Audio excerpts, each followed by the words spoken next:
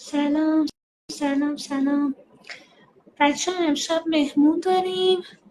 سعی دارم که مهمونمون رو بیارمش توی لایف. من این پایه دوربینم متاسفانه اینوری بذارمش. الان خوب شد؟ شد. سلام خوش آمدی. سلام مرسی. چرا تا من اومدم بالا صدای تو دوباره دور شد؟ قبلش خوب بود. صحبت کن.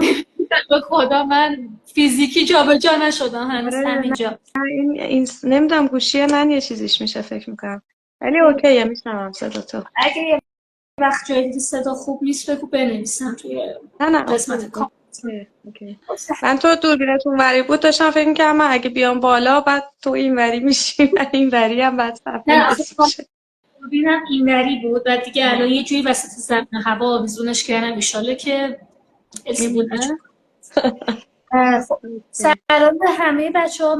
مرسی کسایی که زحمت کشیدین تشریف آوردین. من یه معرفی خیلی ریزی بکنم. ما امشب در خدمت لاله جان هستیم. ایشون از دوستان پادکستر قدیمی هستن که البته یه مدته که خیلی پادکست جدید نمیسازه ولی تو کانال تلگرامشون خیلی محتوای اجتماعی بسیار آموزنده‌ای میذارن که حالا من لینک کانال تلگرامشون رو حتما میذارم. ببینید لایو رو که منتشر میکنم توی کپشن و توی تلگرامم لینک کانال تلگرام ایشون رو هم میذارم که حتما دنبال کنیم. میخوایم حالا شما خودتون رو یه معرفی ریزی بکنیم و شلیک شیم در بحث. مرسی سایه جان، ممنون که منو دعوت کردی امشب که صحبت بکنیم. من لاله هستم، همونطور که اشاره کردی خب پادکستر بودم قبلا. اگر دوستان نمیدونم اهل پادکست بودن شاید اسم رادیو لاله رو شنیده باشم. پادکست من بود رادیو لاله و اصولا توی رادیو لاله من پادکست های دیگر معرفی میکردم، پادکست های فارسی معرفی میکردم.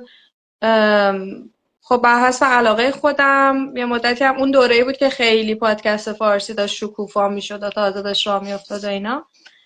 بیشتر هم دوست داشتم پادکست های مستقل رو که آدمای مثلا یعنی اینکه مثلا مال یه انتشاراتی یا یه رسانه خاصی باشه، نه چیزایی که آدمای معمولی مثل خودم میساختن دوست داشتم معرفی بکنم. به خاطر همین یه جوری کار پادکست هم معرفی محتوا بود. اون تلگرامی هم که هنوز دارم تو اونم هنوز یعنی دیگه خب 1.5 سال نزدیک 2 ساله که دیگه اپیزود جدید ندادم، ولی توی کانالم هنوز یه سری معرفی‌های بعضی وقتا پادکست و خب الان مثلا محتواهای دیگه یوتیوب و اینا هم زیاد شده، بعضی وقتا اونا رو هم میذارم. خلاصه که اینطوری و خب یکم آدمی هم که دغدغه‌های اجتماعی دارم، حالا خودت آشنا هستی، دغدغه‌های با موضوعات روز، سیاست، جامعه و اینجور چیزا خیلی درگیرم، فمینیسم، همه این موضوعات و خب آره دیگه همین معرفی ریز من. یکم درشت شد. نه خیلی عالی. حالا چون بحث موضوعات روز بود گفتم که بیا شروع کنیم در مورد یکی از موضوعات. خیلی موضوع روز زیاد داریم. یکی از موضوعات روز که هنوز واکنش‌های خیلی شدیدی دارم نسبت بهش دریافت میکنم اون 2 ویدئویی بود که من در مورد افغانستان، مهاجران افغانستانی ساخته بودم. یعنی واقعا سیل واکنش‌ها فجیع بود. نمیشه بگیم که اکانت ها سایبری بودن، چون من حتی از نزدیکان خودم فیدبک خیلی بدی گرفتم به خاطر اون ویدیو. حتی ویدیو دوم رو هم ساختم ولی خب بهم گفتن همچی خیلی بهتر نکرد داستان رو و خیلی نگرانی داشتم نسبت به وضع دیگری ستیزی توی ایران و حالا میخواستم تجربه و دیدگاه خودتو در این زمینه بیشتر بشنویم. تو ببخشید میپرسم این مثلا بازخوردهای منفی که گرفتی حالا میگی از سمت آشنایان و نزدیکان خودت هم بود، یکم اونا رو میگی این بازخوردهای منفی چیا بودن بعد میتونیم از اونا بهتر بریم توی بحث. مثلا من یکی از دوستام باباش اوستا بناه و مثلا میگفتش که خب اینا میان کارایی با پروژه‌های ارزان‌تر قبول میکنن، از وقتی که خب این مهاجرا آمدن یه کسی مثل بابای من الان داره کمتر کارگیرش میاد. یا یه مورد دیگه اکسم بود، تو برگشت گفتش که خب تو مثلا تو دانشجوهای مهاجر یا تو کلاس زبانت با بچه‌هایی طرف بودی که خب اینا از قشرهای بالای این مهاجرین بودن، آدمای تحصیل کرده با شعور با سواد، آدمای سطح بالایی بودن، ولی منی که تو فضاهای کارگری و ساختمانی و اینجور جاها در تماسم، اون فضای کارگری، اون فضای مردانگی سمی رو از نزدیک دیدم، این مهاجرین رو اصلا یه حرفایی از اینا میبینم، یه رفتارهایی میبینم که من مرد وحشت میکنم از کنار اینا رد بشم. معلومه که حالا مثلا یه دیدگاه های زن ستیزانه دارن، نمیدونم مثلا میخوان بگن یه چیزی قیمتش کمه یا زیاده، میان واحد اندازه گیریشون تعداد زنیه که میتونن بخرن و بفروشن، یه سریشون طرفدار طالبان فقط برای کار کردن اومدن.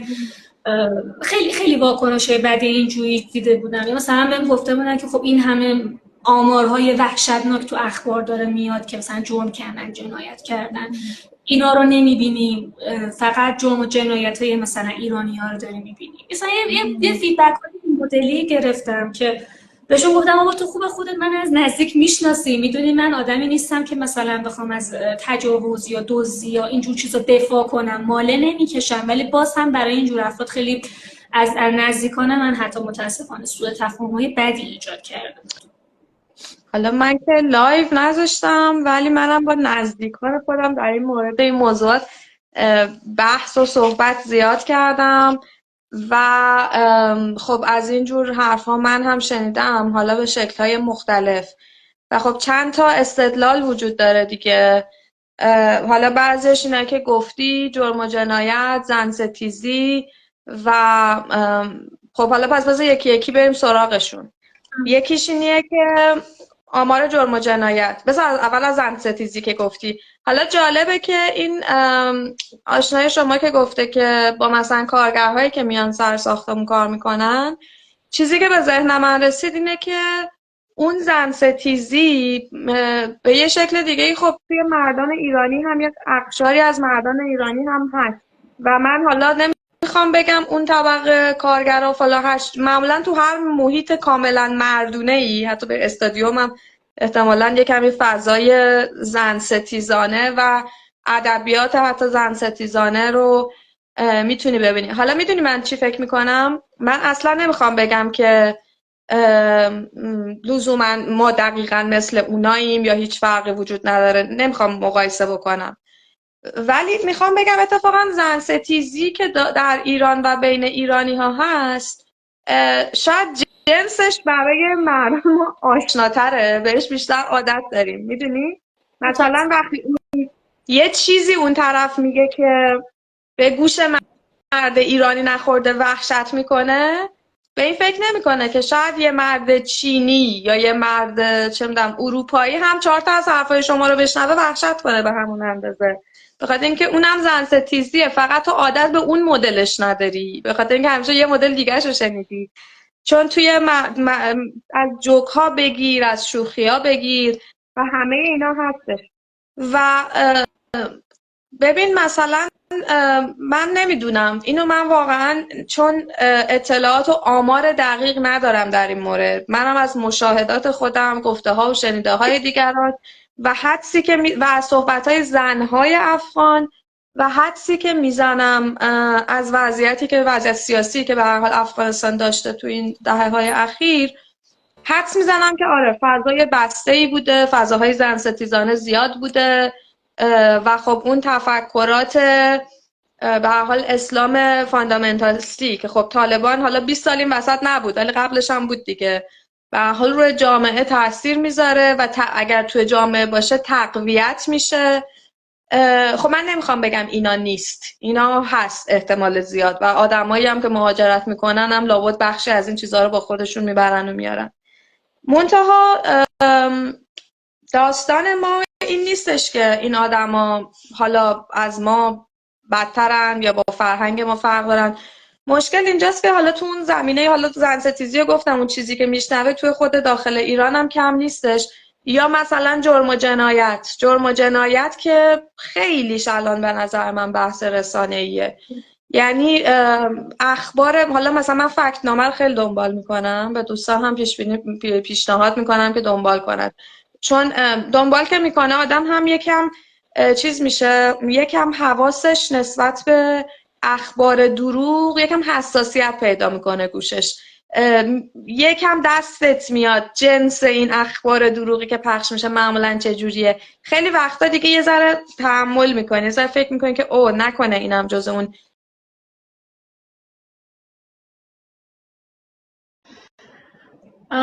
ببخشید به خاطر نقص فنی پیش اومده خودم هم نفهمیدم چطور شد، ولی تا اونجا صحبتت رو داشتیم که داشتی توضیح میدادی که یک بخشی از این اخبار رو که از توی فکت نامه داری دنبال میکنی و خیلی هم رسانه آموزنده‌ایه، یه بخش قابل توجهش جو دادن و دروغه و قابل پیگیریه از نظر حالا رسانه‌ای.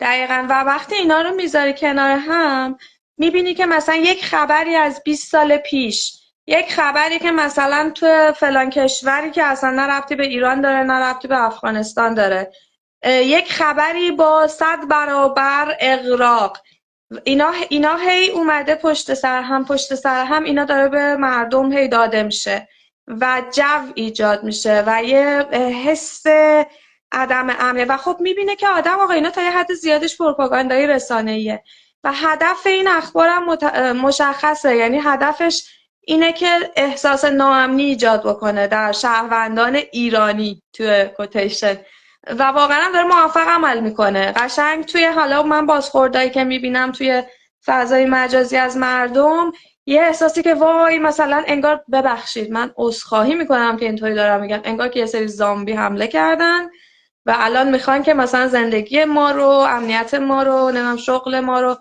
از بین ببرن و این اصلا جریان رسانه‌ای آدم‌ها رو تحت تاثیر قرار میده. من از یه خب منم خیلی بحث کردم با دوستان و آشنایان خودم در این زمینه و یه سری از بحث ها، یه سری آرگومنت ها همینه که مثلا همین جرم و جنایت، زن ستیزی، در حالی که من خیلی حافظه بدی دارم، همیشه بچه ها میگم یادم نمیاد، ولی مثلا آمارهایی که وجود داره که یادم میاد توی فکت‌نامه هم این گفته شده بود که میگفتش که هیچ آماری، هیچ شواهدی وجود نداره که نشون بده جرم و جنایت مهاجرین افغانستانی در ایران مثلا درصدش بیشتر از خود شهروندای ایرانه. بنابراین این، من ببخشید من کامنت ها رو نمیخونم چون حواسم پرت میشه، تو اگه خواستی بعدا بهم بگو، نکته مهمی بود. خب اولا که هیچ آماری وجود نداره، پس چرا یهو رسانه ها انقدر بولد میکنن این قضیه، آی تجاوز شد، آی فلان شد. بعد یه سریش هم که از بی خوبون دروغه. و وقتی یه چیزی که برای من عجیبه اینه که وقتی که با آدما حرف میزنیم و بهشون میگیم که ببین این خبره دروغه، اون یکی دروغه، این دروغه، جبهه میگیرن که تو چرا داری دفاع میکنی. خب من از چیزی که دروغه چیکارش کنم؟ چیزی که دروغه رو بعد نمیتونم باورش کنم، که نمیتونم بگم که، و من نمیتونم فکرم و طرز فکرم و نگاهم رو بر اساس این دروغ ها بسازم. بعد وقتی که به روشون میاری که دروغ، مثلا این فیکه اون فیکه، ببین از این جای معتبر من دارم بهت میگم فیک خودم در نمیارم. مثلا جبهه میگیرن، میگن آها یعنی پس تو جرم و جنایتاشون رو قبول نداری، پس تو آمار فلان رو قبول نداری. و من اینطوریم که نه، شما برید یه سند معتبر بر من بیارید، آمار میگه جرم و جنایت بیشتر نیست، فلان منبع معتبر فلان منبع معتبر میگن این خبرایی که شما دارین پخش میکنین دروغ، من چی رو باید باور کنم؟ عقل سلیم میگه که من فکر و دیدگاه و ایدم و بر اساس یه سری فیک نیوز نسازم. حالا اگر شما نمیخوای بپذیری اینا فیک نیوزه و نمیخوای بر اساس اینا تصمیم بگیری، اون دیگه باید بری تو مغز خودت رجوع کنی ببینی مشکل از کجاست. یه پیش‌فرضی داری، یه چی میگن، تعصبی داری که نمیخوای بپذیری.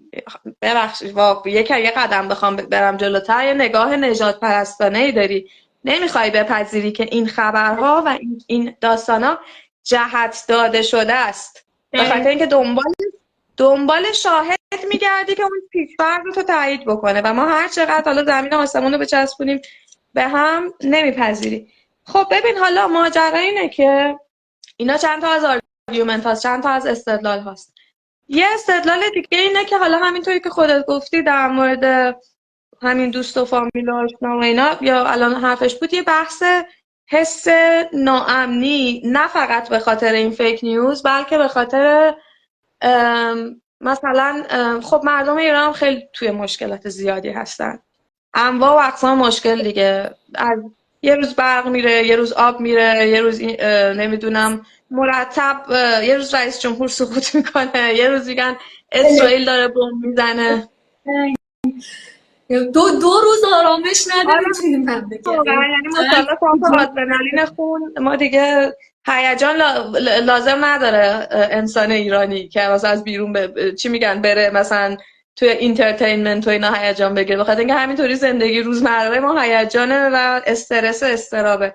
یه روز دلار میره بالا، یه روز نمیدونم اون یکی میاد پایین، یه روز میگن نفت رو نمیتونیم بفروشیم و و خب فقر خیلی رفته بالا، بیکاری رفته بالا، نمیدونم از تحصیل بازمانده کودکان خیلی رفته بالا، این همه ترسناکه.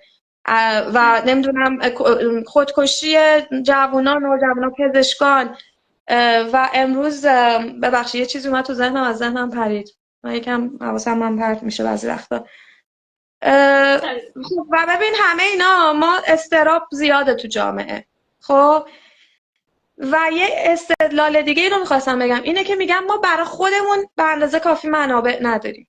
خب و من از این حرفی که ما به اندازه خودمون با مردم خودمون بدبختن، نون نداریم بخوریم، مثلا انقدر فقیر داریم خودمون، نمیتونیم بپذیریم یه گروه دیگه ای رو که بیان چیز بکن. خب این استدلال یه قدم منطقی تر شاید مثلا باشه، یه میتونید از دست کم سر این بحث کنی، حرف بزنی، گفتگو کنی.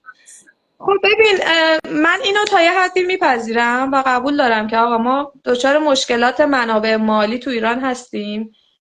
منم هی نگرانم، من این وضعیت به زودی بر منم پیش میاد، اینجا میان این پشت رد میشن.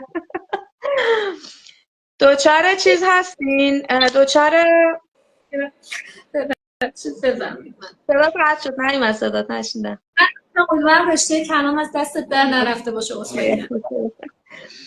آره الان در رفت. آها میگفتم که دچار هم کمبود منابع مالی هستیم، هم کمبود منابع روحی روانی و انسانی انگار برای مثلا حمایت از یک کس دیگه ای و یا حمایت از حالا یه آدمای دیگه، گرچه در شرایط دیگری مثلا شرایط جنگ رو شما نگاه کن، توی شرایط جنگ اوضاع احوال مردم خیلی بده، اوضاع احوال فقر، نمیدونم اضطراب، همه این چیزا، ولی معمولا آدما در شرایط جنگ چون علیه یک دشمنی هستند، خودشون اون کسایی که خودشون رو یک هویت یک پارچه ای احساس میکنن خیلی با هم احساس اتحاد و همدلی پیدا میکنن. بنابراین اینکه ما در شرایط اضطراب یه گروه انسان دیگر رو از خودمون برونیم و احساس کنیم اینا اضافیان، اینا مثلا جای ما رو تنگ کردن، اینا دارن حق ما رو میخورن، یه چیز لزوما یعنی لازم نیست حتما اینطوری باشه. یه بستری به وجود اومده که این احساس به جایی که شما میتونستی یه وضعیت دیگه به وجود بیاد، شما با این دوستان احساس همدلی داشته باشی، احساس اینکه آقا ما اصلا یه سری مشکل مشترک داریم داشته باشی. آقا شما گیر طالبان افتادی، ما که البته خیلی گیر دوستان خوبی افتادیم، اصلا در این زمینه با هم همدلی نداریم، ولی در زمینه مشکلات دیگه خب همدلی داریم با هم. میتونست اینجوری باشه خب، ولی اینجوری نیست، تخاصم ایجاد میشه بین ما. چرا؟ به خاطر اینکه ما یک هویت ملی ایرانی داریم، اونا مثلا هویت ملی افغانستانی دارن و اینا ما رو میکنه دو تا گروه انسانی جدا، در حالی که تهش ما همه انسانیم. و تهش اگر شما میخوای فرض کنید که فرهنگ انسان افغانستانی با فرهنگ انسان ایرانی فرق میکنه، خیلی راحت فرهنگ انسان ایرانی تهران نشین با اصفهان نشین با یزد نشین با بلوچ با کرد فرق میکنه. شما میری یه شهر میری یه شهر دیگه، وضعیت خیلی چیزا میدونید خودتون میگه. منتها با اون احساس تخاصم نسبت به اون نداری، ولی نسبت افغانستانی داری. اینا رو آدم باید بهش فکر کنه، میدونی اینا رو باید بهش فکر کنه که چرا فکر میکنیم اینا یه سری آدم اضافن که اومدن و ما انقدر احساس میکنیم اینا جای ما رو تنگ کردن. اینا میخواستم بگم که تو شرایط جنگ، ببخشید میخواستم بگم تو شرایط جنگ اگر تو احساس کنی اینم جزء با ماست یکم تنگ‌تر میشینی میگه آقا اب نداره، مثلا همین یه تیکه نونی که داریم رو تقسیم می‌کنیم با هم می‌خوریم، مثلا تو هم گرسنه نمون. ولی همش این تخاصم زیاد میشه. بگو ببخشید یه چیزی می‌خواستی بگی. خواهش کنم. من فقط چند تا نکته و مثال وسط صحبتات یادم اومد خواستم بگم که گفته تو شرایط جنگی آدم مثلا فلانه. من حالا این مثالی که میزنم مال ایران نیست، ولی مثال جالبی بود یهو یادم اومد. اگر به جنگ جهانی دوم نگاه کنیم، مثلا یه کشوری مثل انگلستان، جاهایی که مورد حملات بمباران هوایی بود، خب خیلی از این شهرها تخلیه شدن، حداقل کودکان تخلیه شدن. به طرز خیلی گسترده‌ای بچه‌ها رو از خانواده‌هاشون نامه دادن، اطلاع دادن به خانواده‌ها، بچه‌ها رو جدا کردن و فرستادن مثلا روستاها و شهرهای اطراف و کاملا هم رندوم. یعنی اینطور نبوده که مثلا خانواده خیلی وقتا بیان داوطلب بشن آقا 10 تا بچه بدین من تو خونمون نگه دارم. خود دولت میگه آقا همینه که هست، اینا رو تو خونتون راه بدین. و حالا چون یه دشمن خارجی وجود داشت، نازی‌هایی وجود داشتن، اینا حالا تو اون جبهه جنگ موزه داشتن، اینجور حرفا، براشون مطرح نبود که این بچه من نیست، من نزایدمش رو از لقمه خودم بزنم بهش بدم. مسئله اینه که ما همه علیه عید دشمنیم، اینا بچه‌های همین مملکتن، این بچه زنده بمونه آینده این مملکت زنده میمونه، نسل جوان این مملکت زنده میمونه. یعنی یه پرسپکتیو خیلی وسیع تری رو میدیدن. این یه مثال ریز بود. یه نکته دیگه که توی صحبتات بود، الان نمیخوام خیلی وارد مثال چیز بشن، فقط به عنوان یه مثال ریز، کسایی که دغدغه زن ستیزی دارن، حالا ما یه مدل دیگه شو داریم، اون مدل بومی شاید خیلی برامون انقدر عادیه که خیلی خودمون من متوجهش ایرانی نمیشه. تو میپسند، زن ستیزی ایرانی میپسندیم. سمیه. من به خاطر لایو و ویدئویی که واسه آیسان اسلامی ساختم، هم توی اینستا هم توی یوتیوب، من خیلی برخوردهای بدی شنیدم آخه از این این که زن ستیزی آیسان اسلامی خیلی خوبه، مرد آریایی ایرانی با غیرت. ببین اصلا یه چیز سمی بود. من اصلا کاری ندارم اون خانم چی کار است و این حرفا. حرفشون این بود که نه، یه دختر ایرانی که مثلا میشه برده جنسی عرب ها یا افغان ها این بده. آها. و من حتی تو اون لایو هم گفتم ببخشید معذرت میخوام، اون برده جنسی که داری میگی حالا یا با تجاوز یا با روسپیگری یا هر چیزی، اگه مشتریش مرد ایرانی بود اوکی بود؟ یعنی شما فقط با ملیت طرف انجام دهنده این کار مشکل داری یا نه با نفس کار مشکل داری؟ اینا موضوعت مشخص کن. یعنی اونجا همین زن ستیزیه خیلی جالبه. اگر یه کسی دیگه انجامش بده کار بدی، اگه خودشون انجام بدن حلاله، آب پاکی ها مباهی میریزن روش. اصلا یه چیز خیلی سم و ناجوریه. بعد بحث اون دیگری ستیزیه که آخر کار تو صحبتت گفتی، من یه کوچولو موافقش نیستم حقیقتا. چون حس میکنم که یعنی حتی تو همون ویدئوی افغانستان ستیزی هم اون جمله رو گفتم، کسی که برای یه زن افغان شاخ و شونه میکشه، شک نکن پس فردا برای یه زن ایرانی شاخ و شونه میکشه. مثلا چیزی که توی اخبار و تو توییتر این اواخر دیده بودم، مثلا یه شهری مثل تهران که ابرکلان شهر، خیلی مهاجر داره، اصلا در هم بر هم این شهر خیلی داغونه. توی اون شهر یه عده مثلا میگفتن که آره این مهاجرای لو رو مثلا اخراج کنین، کارای ما رو گرفتن. یعنی میدونی همون گفتمانه، فقط این دفعه به جای اینکه یعنی مثلا مهاجر افغانو بگیره، این دفعه داره یه وطن خودتو میگیره. یه جا دیگه مثلا به کرده حمله میکنه، یه جا دیگه به بلوچه حمله میکنه، یه جا دیگه نه چون شما زنها مثلا، ما الان دغدغه‌مون اینه شما دارین در مورد این حرف میزنید همه آتیشا زیر سر شما زن هست. ما اینا حاشیه است، ما مشکلات مهمتر داریم، این حرفای شما حواس پرت کنیه. میخوام بگم این دیگری ستیزیه. مثلا یه عده میگن آقا ما این هم بدبختی تو مملکت ما ریخته، چرا اینقدر گیر دادی به افغانی، اینقدر در به در واچ تایم و سابسکرایبری که چسبیدی به مخاطب افغان. خیلی حتی این تهمت رو به من زدن و من بهشون میگم برعکسش معمولا ریزش داره. خدا اینقدر که ریزش داشتم جذب فالوور نداشتم و من بهشون گفتم به مسئله اصلا این نیست، مسئله اینه که اون الگوی رفتاری، اون استدلال اشتباه، اون رفتار اشتباه یه چیز ثابته، فقط یه جاهای حادتر خودشو نشون میده، یه جاهای ریستر خودشو نشون میده. این هست. من با اون ریشه برخورده مشکل دارم. مثلا نمیخوام بیام بگم این مهاجرین خیلی مقدسن یا خیلی آدم حسابی یا اصلا آدم حسابی نیستن، اصلا موضوعیت نداره این موضوع. من با اون الگوی مزخرف رفتاری شماه که مشکل دارم و چیزی بود که خیلی برای یه عده واقعا قابل درک نبود. جان جدت این تو پای دوربین کاری نداشته بگو باشه. بیاد. آها، پایه رو نه ولی بقیه جا. ببین، آره، حالا تو اون قسمت بحثمون که داشتیم میگفتیم زن ستیزی هم فقط ورژن ایرانی شما قبول داریم. خب این همه زن کشی داره میشه که این آمارش هم الان جدیدن میگن 85 تا زن، یعنی که از اعضای خانواده خودشون، پدر، برادر، همسر، کشتنشون. خب جامعه ایرانی به جز یه عده محدودی اکتیویست اصلا خیلی عکس العملی به این ماجرا نشون نمیدن. میگم دیگه ورژن ایرانیش اوکیه، فقط ورژن خارجیش بده. حالا ببین این چیزی هم که گفتی در مورد اینکه آره این نوع رفتار، یعنی انگار که این دیگری ستیزیه هر زمان میتونه یه گروه جدیدی رو، این الگوی رفتاری هی تکرار بشه، این گروه اون گروه.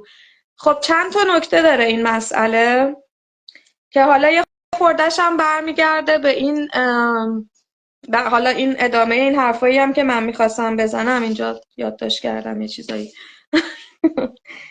اونم این که اینو میخواستم بگم که اون داشتیم در مورد این حرف میزدیم که اون کمبود منابعی که ما میگیم حالا آقا ما بر خودمون کم داریم برای یه عده دیگه، ولی این یه خودمون و اون یه عده دیگر رو از هم جدا میکنیم به خاطر اینکه ما میگیم که ما ایرانیم، مثلا اونا افغانستانی هن. خب و اینا یه هویت، در واقع هویت ناسیونالیستیه دیگه، بیرو درواسی بخوایم بگیم هویت.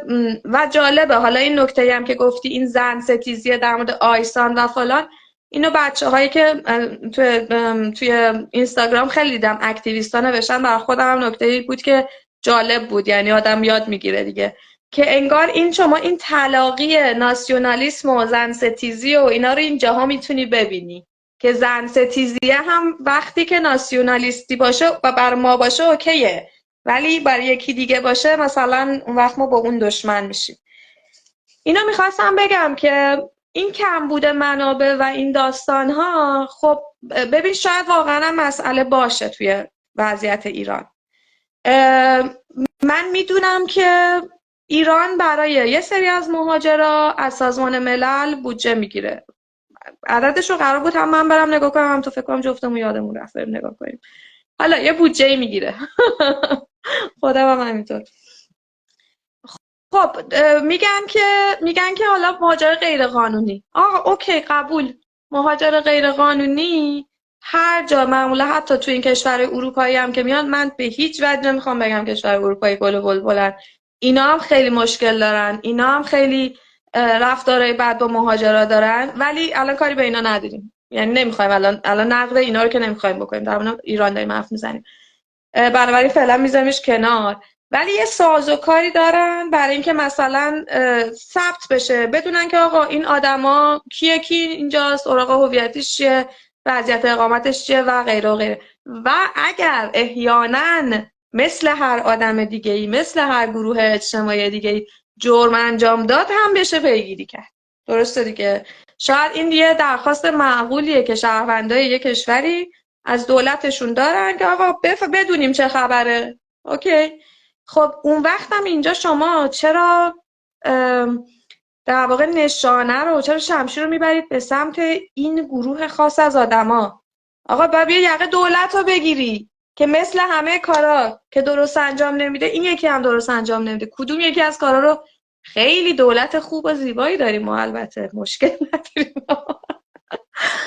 و یه دولت داریم شاه نداره، اصلا فوق‌العاده. شاه که نداره، شاه رو انداختیم بیرون. خب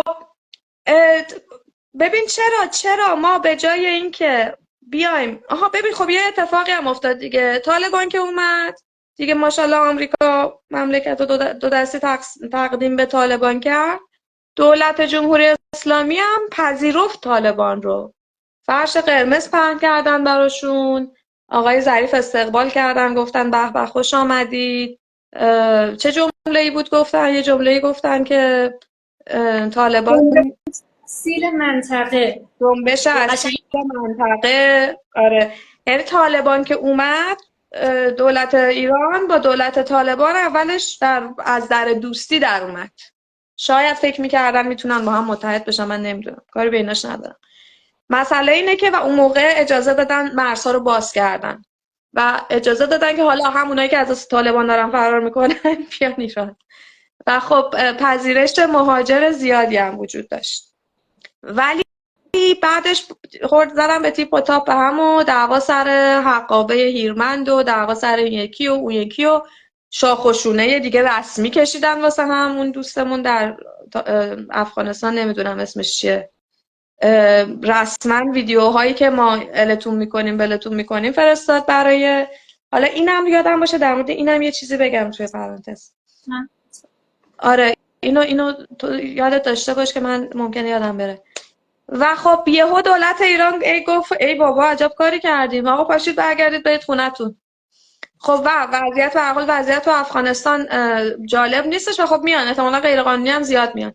حالا ماجرا اینه که یه دولت ایران برای اینکه بتونه موجه کنه، مشروعیت بده به کاری که خودش داره میکنه توی بیرون کردن افغانستانی های از ایران و رفتارهای بعدی که داره باشون ببخشید میکنه. بس شد، یه دقیقه قطع شدم، ببخشید. گفتی که برای موجه کردن برخوردهای بعدش دولت یه جریان رسانه‌ای پروپاگاندا را میندازه و همون آدمایی که غلط و درستش کار ندارم، همون آدمایی که تو فضای مجازی 4 روز پیش شاخشونه میکشیدن زن زندگی آزادی من براندازیم فلان فلان فلان هم وقت فوش، یهو تحت تاثیر همین پروپاگاندای حکومتی قرار گرفتن، یهو شدن همدست همین جریان رسانه‌ای حکومتی که راه افتاده، به جای اینکه بیان یقه خود این حکومت رو بگیرن که آقا کارتو درست انجام بده، این چه وضعیه بر ما درست کردی، به جای این بیان چیکار میکنن؟ اون مشکل کم بوده منابع و این داستانا رو پروژکت میکنن روی مهاجرین. و این اصلا تو ایران هم فقط نیست که فقط اینطوریه ها، تو خود جامعه آلمان هم اینطوریه. احزاب راست اصلا یکی از گفتمان مثلا تو آلمان کرونا و جنگ اوکراین خیلی باعث شد تورم بره بالا و احزاب راست میگن که آی ببینید این مثلا حزب سوسیال دموکرات چه خرابکاری کرد و مهاجر راه داد و فلان کرد و ما اقتصادمون خب مردم زندگی فشار واقعی زندگی رو خودشون احساس میکنن، بعد اونا بهشون میگن که نگاه کن تقصیر ایناست، تقصیر مهاجرا و مهاجر ستیزی به وجود میارن. حالا استدلال اینه که یعنی میخوام بگم شیوه کار یکیه.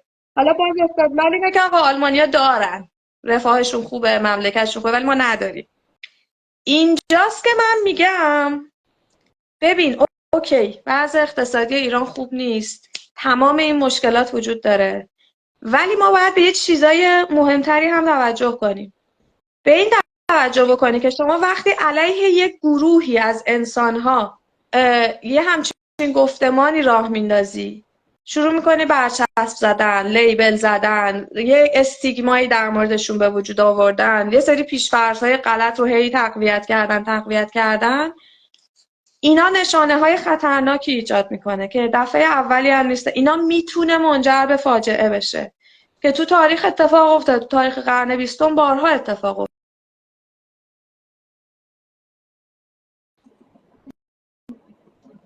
از همین جاها شروع شد، از همین دیگری سازی ها، از همین برچسب زدن ها، از همین نمیدونم اینا چی میگن شیطانن، اینا حیوان سازی از انسان زدایی، یا مثلا خیلی جاها توی تاریخ قرن 20 ما به هر حال داریم این داستان رو. و ببین این نشانه ها رو باید بهش توجه بکنی، به خاطر اینکه این نشانه ها رو اگر نبینی بعد میتونه به همچین فاجعه ای تبدیل بشه.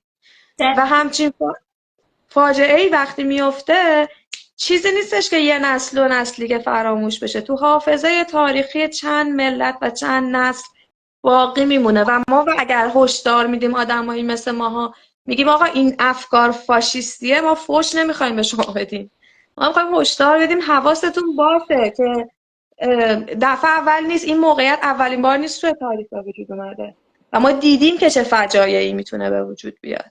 فکر کنم تو یه چیزی می‌خواستی بگی. آره، یه مثال همین قرن بیستم و آلمان که گفتی، چون من حالا خیلی قدیم تو صفحه اینستا من خیلی روی بحث هولوکاست کار میکردم، داشتم به این فکر می‌کردم دوباره شاید اون محتواهای متنی رو بیارم تبدیل به ویدیو کنم، چون یه مدت واقعا این سری مخاطبان گفتن دیگه زخمی کردیم ما رو با هولوکاست، برو دنبال یه موضوع دیگه.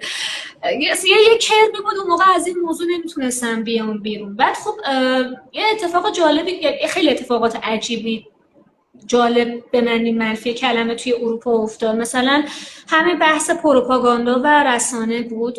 خب توی جنگ جهانی اول خب خود یهودیان خیلی هاشون جنگیدن، خیلی هاشون کشته شدن، خیلی هاشون مدال گرفتن، ولی اون وضع اقتصادی بسیار بد پس از شکست در جنگ جهانی دوم و حالا یه سری رباخاری برخی از بانک ها که بعضی از این بانکدارا یهودی بودن اومدن و این جرم رو، این گناه رو تعمیم دادن کل یهودیان اون سرزمین و مثلا اون آره اینا رباخوارن، اینا پولشون دزدیه، اینا فلانن. بعد خب جالب اینجاست اونایی که توی این پروسه نسل کشی به قتل رسیدن، نابود شدن، 80-90% روستایی ها و آدمای فقیر بیچاره بودن. اون سرمایه داره، اون بانک داره، اون رباخواره خیلی وقتا پولشو داشت سریع از کشور قاچاقی فرار کنه، اکثرا جونشون رو برداشتن رفتن آمریکا یا یه جای دیگه، ولی اون شهروندای معمولی، اون شهروندای حالا متوسط و رو به پایین بودن که بیشتر قربانی این نسل کشی شدن.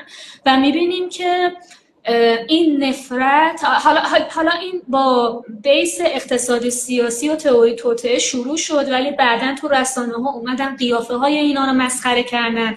خیلی جالبه ایرانیه که الان هیچ کتابی اندازه نبرد من از همه نوع انتشاراتی چاپ نشده، هیچ کتابی اندازه نبرد من فروش نداره توی ایران و این کتاب اینقدر داره ازش استقبال میشه. اونایی هم که میخرن، من مثلا دیدم ما ایرانی هستیم، آریایی هستیم، اروپایی آریایی هن، دلم میخواد برین پوسترای نازی ها رو ببینید که چه شکلی ریخت و شمایل این یهودی رو مسخره میکردن. دماغ فلان، پوسته سبز، موهای مشکی، چش ابروی مشکی، چه جالب، این شبیه تیپیکال قیافه ایرانی نیست؟ اگه دماغ تو عمل نکنی، اگر صدمن آرایش نکنی، اگر نمیدونم نور پردازی فلان تو عکسات نکنی، خودت هفت آبادت که همین شکلی که چطور تو کجا آریاییه؟ تو با همین قیافه بری به نازی ها بگی من آریایی هم میخندم بهت، تو هرگز با اونا یه درجه نبودی. بعد حالا میاد جلوتر میبینیم که توی هولوکاست این نفرت تو اون اردوگاه ها همه کشته شدن. حالا بیشترین آمار تعدادشون از یهودی ها بود، ولی زندانیان سیاسی رو هم همین شکلی سربنیست میکنن، سوسیالیست ها، کمونیست ها، اونایی که زندانیایی که تو جنگ با ها، کولی ها، معلولی، رومانی ها، یه سری مخالفای مثلا آزادی خواه توی چک و رومانی و یوگسلاوی اونورا، مثلا اینا خیلی از کشته شده ها اصلا اینا بودن.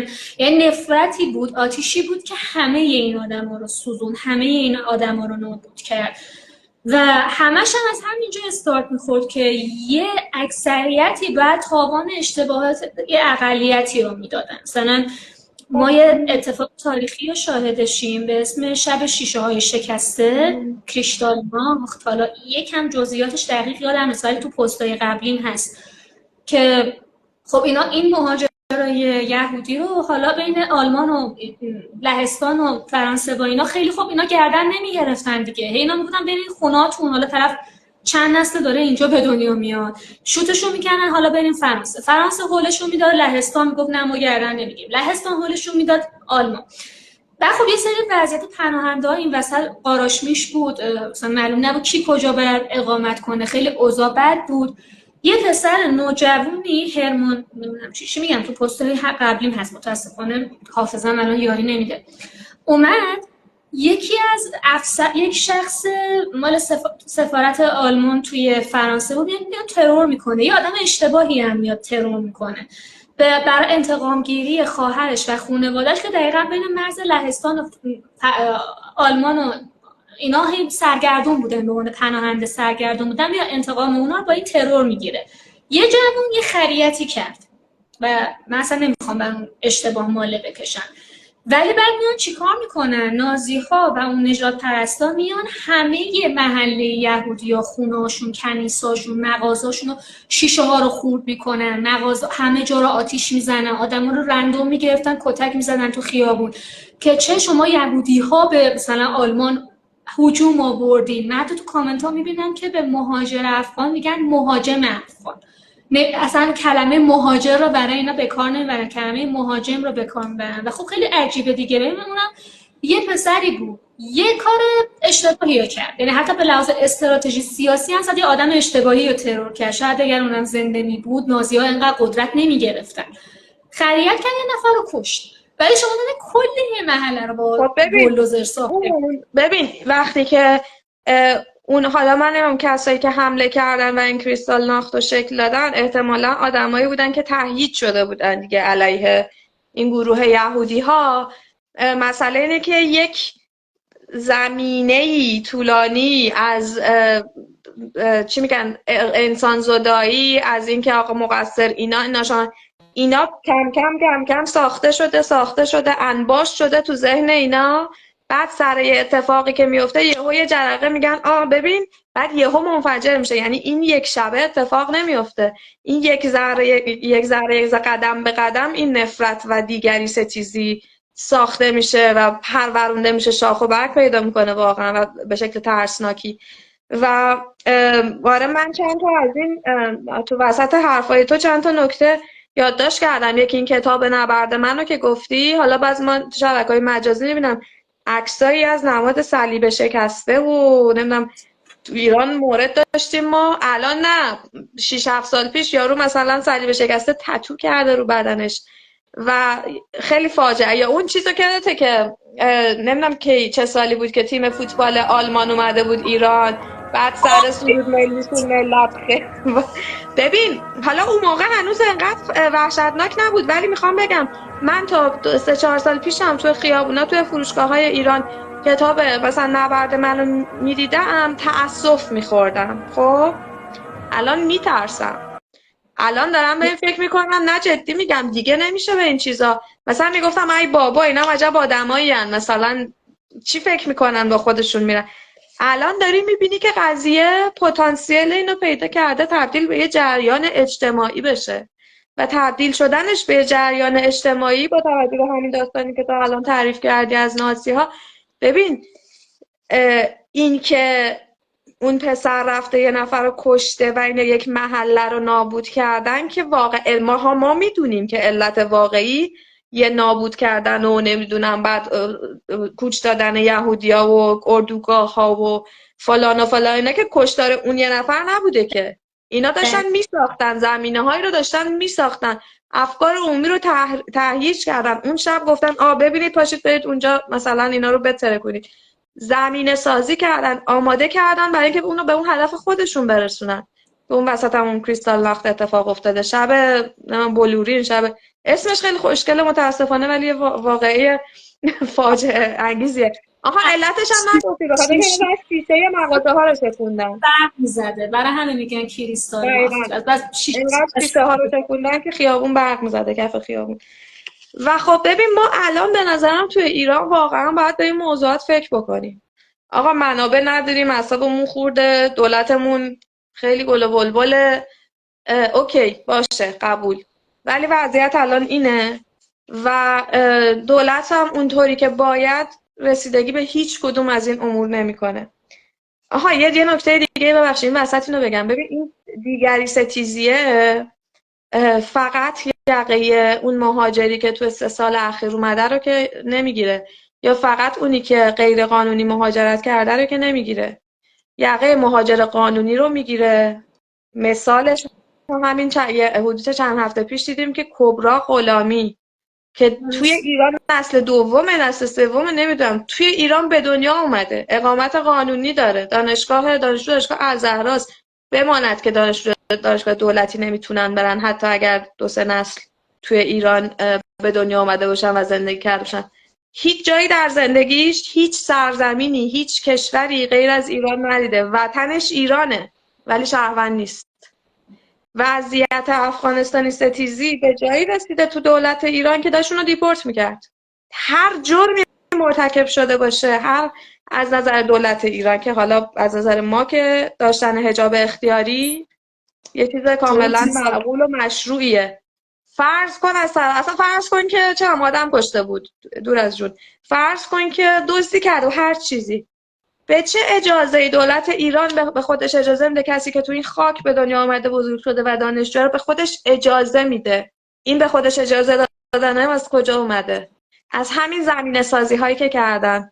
و ببین و جامعه داره میپذیره اینو، متاسفانه جامعه داره میپذیره و این چیزیه که خطرناکه و این خطرناکه. الان دیپورت 2 روز دیگه ما نمیدونیم به چه فاجعه‌ای دیگه میتونه ختم بشه.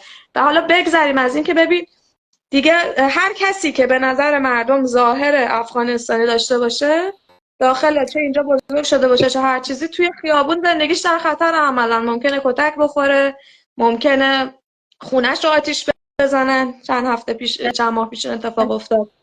ممکنه اصلا اینا هم نه، همه بهش 6 قره برن، تو مترو بهش بگن تو چرا اینجا نشستی، پاشو برو خونتون.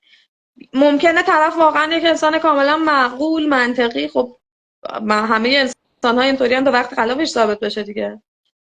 اصل براءت آخوت و قانون اساسی هم حتی این قضیه رو داریم تا وقتی ثابت نکرده. تو فکر کن که تو حالا این یه نکته دیگه باز من میخوام بگم که اصلا مهاجر، اصلا غیر قانونی اومده تو ایران، خب، و از 1000 تا تروما رد شده. یعنی یه لحظه بذار از نقطه دید اون مهاجری که از دست طالبان و جنگ و این داستان گذشت اومده تو ایران و یه جوونه، مثلا نوجوونه، حالا فرض کن توی اون دوره‌ای که ذهنش داره شکل میگیره، آدم همینجوری توی شرایط امنم همش بحران داره، تو اون سن و سال کلی تروما از سر گذرونده، حالش خوب نیست، حالش به لحاظ روحی خوب نیست اصلا. اون یعنی به نگاه انسانی باید داشته باشی.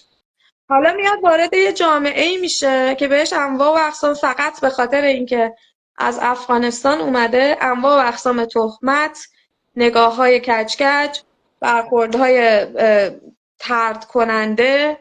و خب شما انتظار داری که پس فردا از توی این مجرم در نیاد؟ والا اگه در نیاد من تحسین میکنم همچین آدمی رو که بتونه تو، یعنی شما ببین این نفرت اجتماعی مجرم پروره اصلا. یه فیلمی داره، یه فیلمی هستش مال 1997 اسمش از نفرت، یه فیلم فرانسویه به اسم لاین، همون نفرت، دقیقا معنی نفرت. خیلی فیلم معروفیه. من قبلا اینو به دوستام توصیه میکردم، میگفتم اگه میخوایم بفهمیم مهاجر اروپایی یا مثلا نسل دوم اروپایی، نسل دوم مهاجر اروپایی، به لانا انداخت. متاسفانه دیگه لانا انداخت.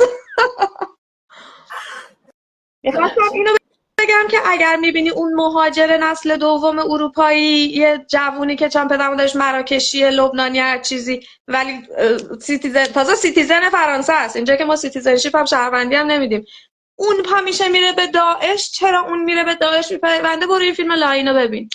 به خاطر اینکه جامعه طردش میکنه، به خاطر اینکه توی اون جامعه فرانسه، توی اون جامعه هلند، توی اون جامعه انگلیس احساس اینکه همیشه احساس دیگری بودن داره، همیشه احساس طرد شدن، احساس اینکه هرگز در این جامعه پذیرفته نشده. بعد شما انتظار داری این نوجوان افغانستانی میاد تو ایران با این رفتاری که شما داری باش میکنی چی در بیاد از تو این ماجرا؟ چیزی که مثال زده همین الان یه پرونده جنجال برانگیز چند سال توی رسانه‌ها هست، نمیدونم دیدیش یا نه. یه لحظه اسم خانومه یادم رفت، ولی یه دختری بود که توی یعنی جفتمون حافظه بی‌نظیر. یه شعری بود آخرش میگه چی چی چی چی حافظه. تباه با من اصلا اولین هدفم برای زدن پیج کتاب خونی بلاگر کتاب خوندن نبود. کتاب که میخوندم میبستمش میذاشتم کنار، پس فردا پرسن این چی بود خوندی، من همجور حاجه باش نگاه میکردم. من گفتم اینجا رو بزنم خلاصه با نکات جالب اون کتاب یه جا بنویسم که بعدا خودم یادم بره. بعد دیدم شدم بلاگر کتاب، من اصلا قرار نبود بلاگر کتاب باشم. داشتی میگفتی یه خانومه شمیم بیگون یه اسم یه چیزی توی این مایه ها داشت. یه دختر توی انگلستان به دنیا آمده و بزرگ شده ولی اصالتش بکنم برمیگشت به بنگلادش اونورا، که این خانوم تو لندن فکر می‌کنم 14 سالگی 15 سالگیش داوطلبانه پا میشه میره عضو داعش، جزو زنهای جهاد اسلامی میشه.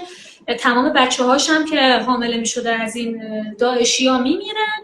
الان لندن ازش، انگلستان ازش سلب آره تابعیت کرده و میخواد آره شنیدم داستانشو. که حالا اینا اینم حرفش اینه که آقا مثلا خود بعد بنگلادش هم این کار ظاهرا گردن نمیگیردش، میگه آقا این اصلا هیچ وقت اینجا نبوده، این اصلا مال ما نیست.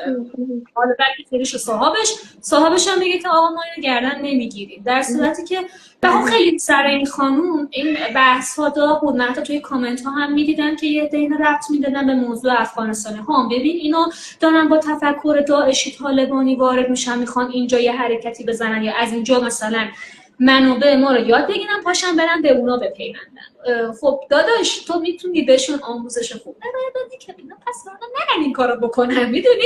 من حتی تو اون ویدیو هم میگم این طرد کردنه باعث میشه که طرف به این نتیجه برسه که خب من هیچ چیز خاصی برای از دست دادن ندارم، پس به یه نتیجه دارم کار اشتباهی انجام میدم، در صورتی که شما بعد اتفاقا تو جمعتون بپذیریدش، هم حالا بالاخره روی فرهنگ هم دیگه اثر بذارین. همین که وقتی کسی توی یه جمعی قرار میگیره نمیاد یه رفتارهایی از خودش نشون بده که از اون جمع طردش کنن، در نتیجه این اصلا خودش میتونه تا حد زیادی پیشگیری کنه از جرم و جنایت، ربطی هم مهاجر و غیر مهاجر بودن طرف نداره.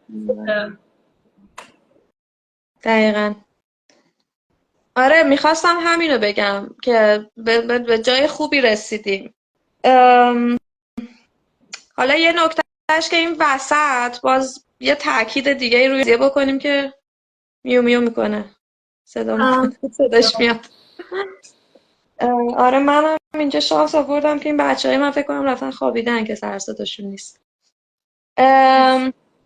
ببین اصلا حالا یه بحث این اعطای شهروندیه که اون کبرا غلامی هم بنده خدا یه سری از اکتیویستا خب رفتن جلوی این قضیه رو گرفتن که دیپورت نشه، ولی واقعا روی بحث اعطای شهروندی خب ایران خیلی عقبه و روی این بحث پذیرش دیگری و اینکه این مهاجری که اومدن به لحاظ فرهنگی هم خود جامعه ایران هم اصلا کار نشده مثل تمام خرابکاری‌های دیگر دولت ما. ولی آدم انتظار داره که مثلا مردمی که منتقد هستن نسبت به این دولت این جنبه از قضیه رو هم ببینن، به خاطر اینکه یکی این به نظر من تئوری توطئه است راستش، چون یکی از فکرایی که مردم میکنن یا مثلا من شنیدم شایعه ها اینه که اینا رو میارن که مثلا جز چیزای خودشون بشن، نیروهای سرکوب بشن یا بفرستنشون جنگ و فلان، که البته خب بوده مثلا تو اون لشکر فاطمیون و اینا یه سری بودن که پول میدادن بهشون و فلان. ولی نکته اینه که ما نمیتونیم، ببین ما واقعا آمار نداریم، ما نمیدونیم اون کسایی که رفتن به لشکر فاطمیون پیوستن یا دستی که من نمیدونم، بعید میدونم این آدمایی که این حرفا رو میزنن من بدونن از چه بک‌گراندی میان، با چه شرایطی، چرا رفتن پیوستن، اصلا از مستقیم از افغانستان رفتن جذبشون کردن یا تو ایران بودن، ما هیچ کدوم اینا رو نمیدونیم. و باز هم دلیل نمیشه که چون دولت جمهوری اسلامی یک عده سرباز استخدام کرده، حالا این سربازا به خاطر اینکه مثلا به خاطر فقر، خب آمریکا همین کارو میکنه دیگه، جوانای خودشو مثلا به خاطر اینکه یه 2000 پول میخوان در بیارن بفرستن واسه خانواده‌هاشون میاره عراق و اینور اونور بکشتن میده. دولت ایران هم رفته در واقع اینطوری بهتر بشه گفت که چون به لحاظ قانونی سرباز از مملکت خودش نمیتونه سرباز استخدام بکنه همینا رو باید بفرسته، میره از افغانستان سرباز استخدام میکنه، کسی که تابعیت ایرانی ندارن استخدام میکنه به عنوان نیروهای خودش. خب این چه ربطی داره به اینکه شما به همه اینو تعمیم بدید به همه مهاجرای افغانستان؟ یا اینکه از این بدتر دم انتخابات میگفتن برای اینا شناسنامه فکر صادر میکنن اینو برن رای بدن، آدمای تحصیل کرده اینو میگفتن بابا شما توی این مملکت زندگی میکنید یا نه؟ حالا جالبه که اصلا توی این انتخابات اصلا فکر کنم با شناسنامه هم نرفتن رای بدن، درسته؟ یه سیستم دیگه داشت. بعد من اینا که نمیدونم. بعد آقا ببخشید شما اینو برای اینکه اینا تنور انتخابات رو گرم کنن و برن الان داغ میکنن عصبانی، برای اینکه تنور انتخابات رو گرم بکنن یا این کاندیدا رای بیاره یا اون کاندیدا نیاز به مهاجرین افغانستانی نیست عزیزم. شما خودتون دارین میرین، شما دو تا بالا پایین میکنه اینا همه میرین رای بدین، نکنه یکی رای بیاره بریم اون یکی رای بدیم، نیازی ندارن اونا رو. یعنی از کی حالا به رأی ملت بوده؟ حالا من نمیخوام خیلی بازش کنم، ما فقط کافیه که یک بار یک چیزی هست، خیلی قطور هم نیست، اسمش قانون اساسی جمهوری اسلامی، یه بار بخونیم از روش. حالا اگه خوندنش هم سخته از چت جی پی تی کمک بگیریم برای ساده کردن متنش. اصلا واقعا میفینه یا به انتخابات ها رأی ملت همچین نیست. ببین انتخابات اصلا حالا هر شأنی که داره انتخابات، اصلا فرض کن که اینا میخوان تعداد بره بالا، فرض کن ببخشید اگر به مهاجر افغانستانی به این راحتی شناسنامه میدادند که ما این همه نمیذاریم تو سر و کله خودمون که آقا طرف نسل دوم سومش هنوز شهروند نیستن، کجا میدن این شناسنامه ها رو؟ بگو ما بگیم بچه‌ها برن بگیرن. اینایی که اینا الان میدونی اینا دیگه نفر بیشناسنامه داریم توی این تو خود مملکت. ایران داریم، تو خود ایران بی‌شناسنامه داریم، بندگان خود شناسنامه نمیتونن بگیرن. بعد یعنی اینا دیگه واقعا میره تو سطح تئوری توته و من وقتی این چیزا رو میشنوم دوباره ذهنم برمیگرده که ببین شما دنبال استدلال و عقل و منطق نیستی، چون تمام این استدلالاتون زیر آب میره و هر چیزی که ما میگیم یه چیز دیگه میگید. ما اینو میگیم دلیل میاریم میگیم پس اون چی؟ یه دلیل میاریم نه ما خودمون منبع نداریم، خب حالا یه کاریش میکنیم فلان میکنیم، نه اینا جرم و جنایت، نه آقا آمار جرم و جنایت میگه فلان. یعنی اصلا شما آقا نجات پرستید، تمام نجات پرستید وقتی نمیخواید دلیل و منطق و این خطرناکه و این نه فقط برای اون آدما، برای خود ما به عنوان حالا یک ملت هرچی میخوای اسم خودمون بذارید و فرزندان ما و آینده اونا خطرناکه.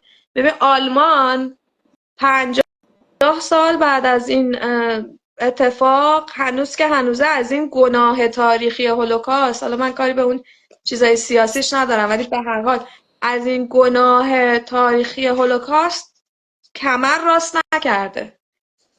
میگم اینا گناهایی که چندین نسل، تروماهایی که چندین نسل رو خودشون حمل میکنن، شوخی نیست و شماها باید حواستون به این نشانه ها باشه که 50 سال دیگه اگر ایرانیان، اگر فرزندان ایرانیان به این بره از تاریخ نگاه کردن چه چیزی خواهند دید که ما با مهاجران، با مهمانان چه جوری برخورد کردیم و چه کردیم.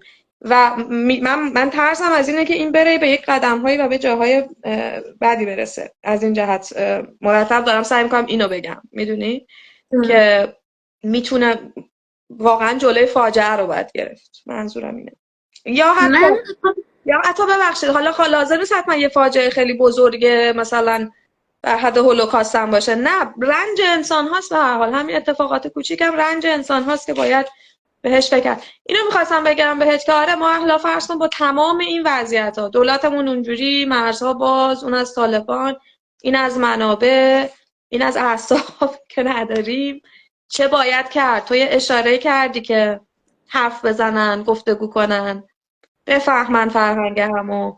بذار حالا من اینو یه زمینه‌ای در موردش بگم. یادمه که تو قبلا به من یه پیشنهادی هم مثلا یه چیزی ایده‌ای همجوری به ذهنت رسید گفتی، یادم چیز جالبی بود.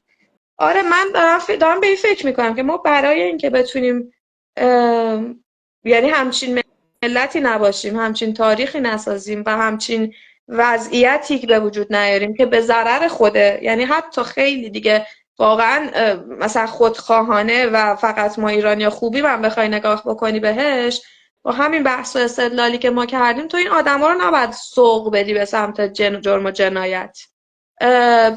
بنابراین نباید سوق بدی. بنابراین تو کل شرایط ما چیکار میتونیم بکنیم؟ حالا تعدادشون هم مثلا زیاده. حالا ببخشید یه صفحه اینستاگرامی هم خودت برام فرستادی که نوشته بود هر خانواده افغانستانی 7 عدد فرزند بزاید، نمیدونم جمعیت ایران فلان میشود، بعد نژاد زیبای ایرانی. خب دیگه واقعا به چی باید بگیم؟ نجات پرستی و دروغ. من واقعا شوخ بودم. من چرا این پیج فالو داشتم و سریع آن فالوش کردم. من اون مورد برات اتفاقا دایرکت فرستادم که مثال ببینی که ما داریم تو در دلیل بدونی که مثلا اگه میخوایم مثال از نجات پرستی بزنیم ببینیم آقا ملت توی یه همچین سطحی هن. و حتی خیلی کامنتش واقعا اعصاب منو خورد کرد. یه نفر نیومد بگه این، البته چرا یک دو نفر گفتن، حالا خیلی بی‌انصافی نکنم، ولی اصلا 10 تا کامنت واقعا شاید یه کامنت. آره که آقا این دریوریاتی که داری میبافی داداش، من این آمارا رو از کجا در بردی؟ اه. سوال خوبیه. مثل من آها یه چند تا کامنت رو بخونم. یه سری افکاره که مثلا در مورد جمعیت میگن که اولا میگفتم 5 میلیون، بعد شد 10 میلیون، بعد من هفته پیش شنیدم 15 میلیون، امروز خوندم 17 تا 20 میلیون، در حالی که آخرین آمار رسمی که ما داریم 2.5 میلیون نفره. حالا دیگه فرض کن آمار رو اصلا کم گفتن، 5 میلیون حد اکثر. 20 میلیون از کجا آوردی؟ بابا اینا فکر کنم اصلا کلا 20 میلیون ندیدن از نزدیک چه حجم معلومه انسانی در هیچکی ندیده، هیچکی ندیده 20 میلیون. ببین آخه جالب استدلالا، یکی پرسیده بود که من اینو از چندین نفر شنیدم، از کجا میپرسه که از کجا آمار از کجا آوردی؟ میگه میبینیم تو خیابون دیگه، تو خیابون 20 میلیون آدم با هم دیدی، یه دونه نه رفتی شمردی؟ بابا اصلا آماراشون عجیب غریبه. ببین حالا نمیخوام مقایسه کنم، فقط یه صرفا برای اینکه بدونیم نفر انسان یعنی چی. خب الان تو غزه هر روز داره بمب میتره که هر بمب حداقل داره 7 نفر رو میکشه و تیکه پاره میکنه.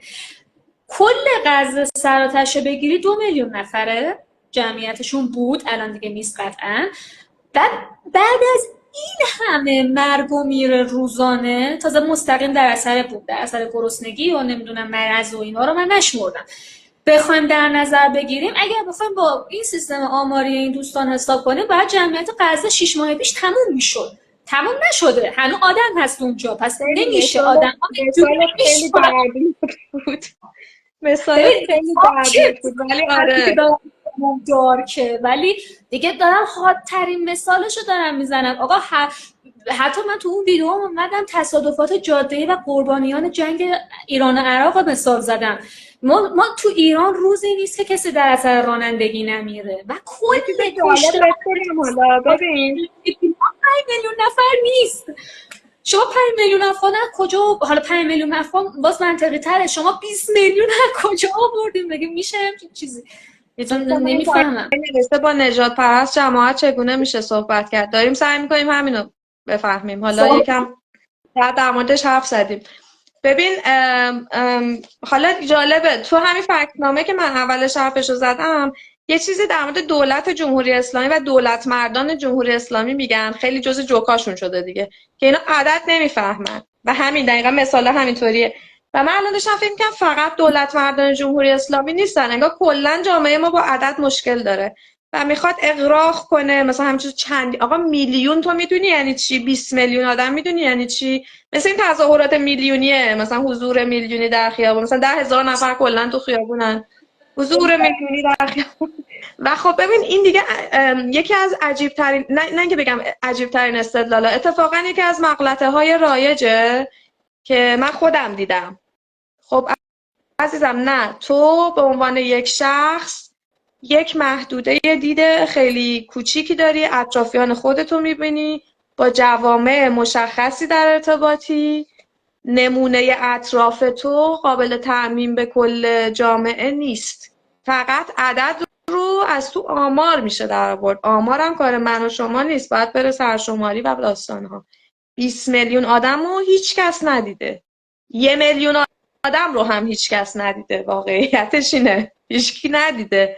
آمار به ما میگه، سرشماری به ما میگه، وگرنه نمیتونی تو مثلا 100,000 نفر آدم جلوت وایسه یا 400,000 نفر یا 1 میلیون نفر، واقعا با چشم نمیتونی تشخیص بدی، من اینکه بریم بالا با هلیکوپتر یا هر چیز. و اینا آره اینا ببین اینا چیزاییه که برای ایجاد اضطرابه، برای ایجاد ترسه. آی منابع ما داره تموم میشه، نژاد ما رو دارن عوض میکنن، فرهنگ ما چون خیلی فرهنگ خوبیه و ما عاشقشیم و اصلا زن ستیز نیست و اصلا مشکل نداره، فرهنگ ما رو داره عوض میکنه. از به کامیون است و بس. بله. واقعا من دیروز بود یه چیزی دیدم، حالا موقع تدوین و بارگذاری این ویدیو توی یوتیوب اگه پیدا کردم اسکرین شاتش این کنار میذارم، که طرف مثلا گفته بود که الان جمعیت کشور شده 91 میلیون، سرشماری قبلی کشور 85 میلیون تا. حالا که مثلا آمار رشد جمعیت و زاد و ولد ایرانی ها و رو به کاهشه و مهاجرتشون رو به افزایشه، چیز نیست. این 5 میلیون یهو از کجا آمدن؟ اینا مهاجران. میگم داداش ما اوکی زاد و ولد ایرانیان رو به کاهشه ولی صفر نشده به خدا. این یکی از این چیزایی که یکم فهمیدنش سخته. اولا که باز پروپاگاندای حکومتیه که ما جمعیتمون داره پیر میشه، که خب البته داره پیر میشه، حالا به خاطر این داره پیر میشه به معنی این نیست که جمعیتمون داره کم میشه. مسئله همینه.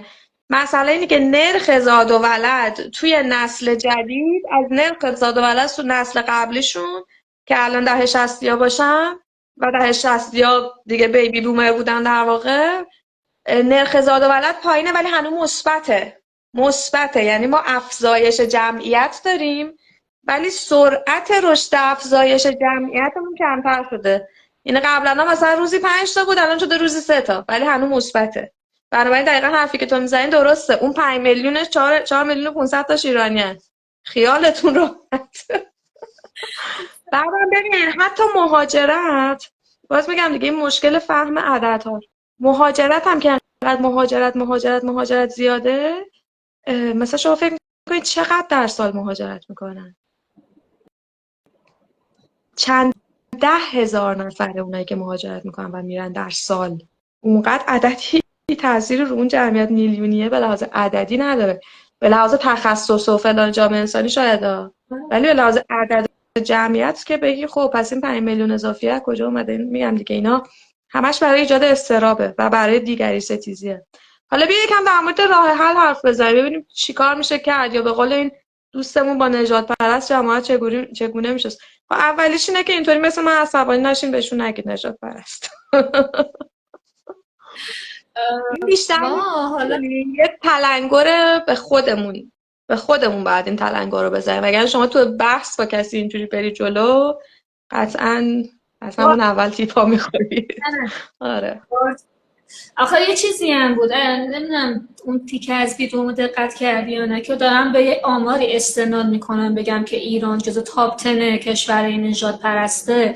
خیلی این خورده رو به من گرفتن که آقا آمار این سایت چرت و پرت، ما نسل کشی مرتکب نشدیم، ما نمیدونم خیلی از کثافتکاری‌های آمریکا و اروپا رو نکردیم، ما اصلا در اون اوکی ما یه سری تپه‌ها رو فتح نکردیم هنوز، شاید در ابعاد کمتر هنوز یه تپه‌هایی رو دست نزدیم، ولی والا با این سرعت که داریم میریم داریم فتح میکنیم. ولی مسئله اینجاست که تو همون آمریکاش، تو همون آلمانش یا جاهای دیگه که کسی منکر کثافتکاری هاشون در تاریخ نیست، چطور رسانه ها چطور درس ها الان دارن، هم جامعه مدنی فعالی دارن، هم این که تو کتب درسیشون این مسئله اومده از تاریخ ننگینشون واقعا یه جاهایی تو ما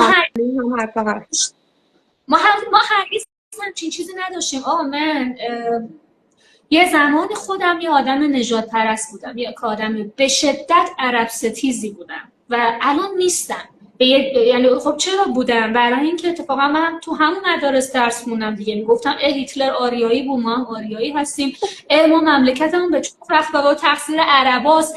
نمیمدم ببینم که آقا خودمون کجای کار اشتباه رفتیم، کجا از ما ایراد بوده. میخواستم اشتباهاتمون رو دایورت کنم، ولی وقتی که مطالعه‌ام رفت بالا خب دیدم نه، من دارم اشتباه میزنم، مسیر دارم اشتباه میرم، اصلا فهمم از تاریخ اشتباه بوده و دیگه آدم نژاد پرست نیستم. میدونی اول از همه که خودمون باید بفهمیم که یه ایرادی داریم و بعد به صورت فردی روی آگاهیمون کار بکنیم. این میتونه یه راهکار باشه. حالا در مورد تجربه خودم شاید بعداً یه ویدیو بسازم چجوری دیگه من نمیفهمم شرم‌آور نبودم.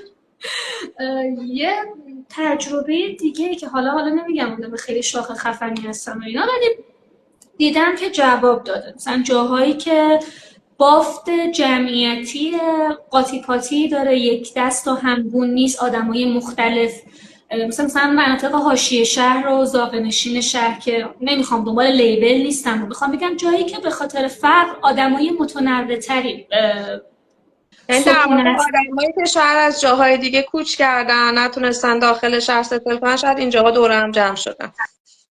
چه از داخل ایران چه از مهاجرین، تو همچین جاهایی ما دیدیم که یه سری تجربه ها کمک کرده. مثلا حالا فعالیت های NGO ها اینجور جاها کمک کرده، یا وجود یه سری شوراهای محلی. مثلا آپارتمانتون هست که یه هیئت مدیره داره، یه شورا داره، هر از گاهی دور هم جمع میشین فکر میکنه آقا پول بذاریم کجای ساختمون رو تعمیر کنیم. بعضی وقتا دعواتون میشه، بعضی وقتا بحثتون هم میشه، ولی یه سازوکار آدموار برای مطرح کردن مشکلاتتون هست. اینا به صورت حالا محلی هم پیش ببریم که حالا تو اون محله آدم‌ها بیان دور هم، حالا چه بومی‌ها چه جدیدها چه مهاجرین، بیان مشکلاتشون و توقعاتشون و اینکه آقا ما چی میخوایم، شما چی باشید، اینجا یه مشکلی وجود داره، بشینین حرف بزنید.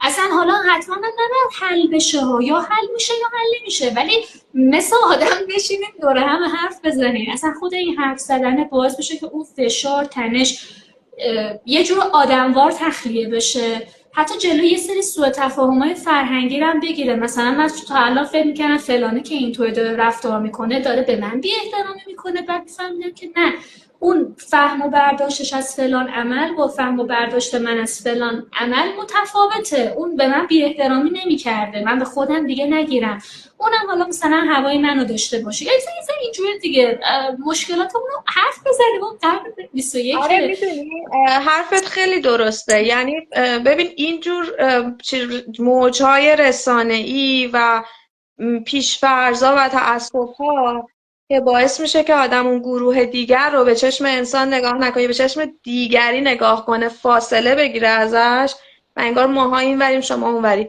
در حالی که ما از اینجا باید شروع کنیم که نگاهمون رو عوض کنیم.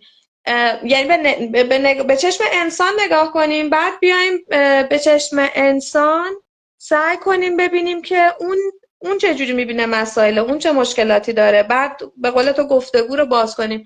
من داشتم فکر میکردم مثلا حتی گفتگو هم نه، بریم فوتبال بازی کنیم مثلا با هم، مثلا یه فعالیت جمعی و گروهی بکنیم تو محلتون. اگه 4 تا چیز داریم، اتفاقا من خیلی حالا یه مثالی زدی از این اوستا بنایی که آشنای دوستتون بود، داشتم فکر می‌کردم اتفاقا خیلی از اینها رو من دیدم که میگم ما توی ساختمونمون مثلا اتفاقا کارگر افغانستانی هم داریم، خیلی انسان‌های خوب و شریفی هستن. خب میدونی به خاطر اینکه از نزدیک دیدن هم و با هم گفتگو داشتن، با هم مراوده داشتن، بله تو اونا هم ممکن انسان خوب باشه انسان بد باشه و همه اینا، ولی پیشنهادی که تو دادی پیشنهاد جالبیه. یکم کاره، یکم نیاز به این داره که مثلا شما توی یه جامعه ای مثل محله، حالا مثل ساختمون که تو گفتی، یه گروهایی باشن همچین چیزی رو مدریت کنن، تسهیلگری کنن. ولی چی میگن ته این حرف اینه که باید سعی کرد این آدم‌ها رو یه شرایطی درست بشه که بتونیم به چشم انسان بهشون نگاه بکنیم واقعا و بتونیم حرفای روزمره، حرفای عادی بزنیم. این دوستمون که نوشته بود چطور میشه با یک نژاد پرست حرف زد، من دارم فکر میکنم که شاید خیلی مستقیم واقعا نشه حرف زد، ولی شاید توی موقعیت هایی بشه چیزهایی رو نشون داد که این انسانی، بعد انسانی ماجرا رو به اون آدمی که مثلا چششو بسته و نمیخواد ببینه شاید بشه نشون داد. کلیشه پرست خیلی کمپینی جالبی بود. البته اون تو زمینه جنسیت بود، ولی حالا ورژن اجراییش هم میتونه کمک کنه که یه سری چیزها بولد بشه. مثلا من یه چیزی که دیدم در رابطه با خبر مهدی پورباقی که البته تاکید میکنم هنوز هیچ چیز ثابت نشده، زمانی که رسانه‌ها خیلی با قاطعیت اومدن پرونده رو مختومه اعلام کردن، این خبر پوشش رسانه‌ای دادن که یک مرد ایرانی زنش رو تیکه تیکه کرده فلان بهمان، اون موقع خیلی از افراد، حالا یا خودشون افغان بودن یا نبودن، توی کامنت ها می نوشتن که اینطور که مهاجر ایرانی فقط دانشمنده، که مهاجر ایرانی جرم و جنایت نمیکنه. چه جالب، حالا اگه ما این کار کرده بودیم تا حالا شلوارمون بر سرمون کشیده شده بود فلان بهمان اینا. و حالا بازم میگم اون پرونده هنوز به هیچ جا ختم نشده، هیچ شواهد جدیدی اعلام نشده. این رسانه‌های داخلی بودن که دوباره اومدن و پرونده رو مختومه اعلام کردن، چیزی که خود پلیس کانادا این کار رو انجام نداده. ولی دقیقا یه جاهایی میشه حالا تو ورژن جنسیت جواب داده، شاید تو ورژن نژاد هم بشه این کار رو انجام داد که با یه سری کلیشه ها رو برعکسش رو دست بندازیم. حالا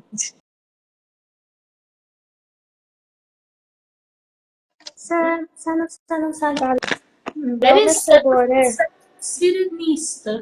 جان ببین صدا دارم ازت ولی تصویر ندارم، نمیدونم دوربین خاموشه رو. من خود دوربینم روشن، تصویرم هم بر خودم هست. شاید مشکل اینترنته. بچه‌ها کسی اگر آنلاین هستش شاید بتونن بگن کسی منو میبینه یا فقط خودم میبینم. بچه‌ای که هستین میشه بنویسین ما صدا تصویر داریم یا نه؟ دوستان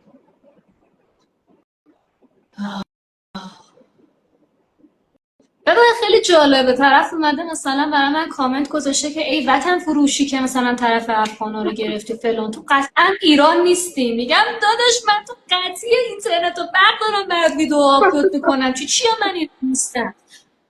ما صدا و تصویر هر دو رو داریم. مرسی شاهین جان، دمت گرم. تو تصویر من الان نداری همچنان؟ نه من خودم صدای من کنار بیا. چون تصویرم هست، احتمالا مشکل از اینترنتته احتمالا. آره نه مطمئن باش مشکل از اینترنت هم شک نداشته. آره خلاصه که ببخشید حرفامون قبلش فقط بچه‌هایی که هستید این ما ادامه حرف بعد از 1.5 ساعت ها ما دیگه تقریبا داشتیم جمع و جور می‌کردیم که قطع شد. یه سومین لایوی که داریم میریم الان. خلاصه کلا دیگه جمع‌بندی کنیم که الان با فرشاد طرف بر چجوری حرف زد. یعنی الان کلا موضوع بحثمون رسید به اینجا تا جایی که یادم میاد. تو داشتی یه چیزی میگفتی فکر میکنم. چی میگفتی؟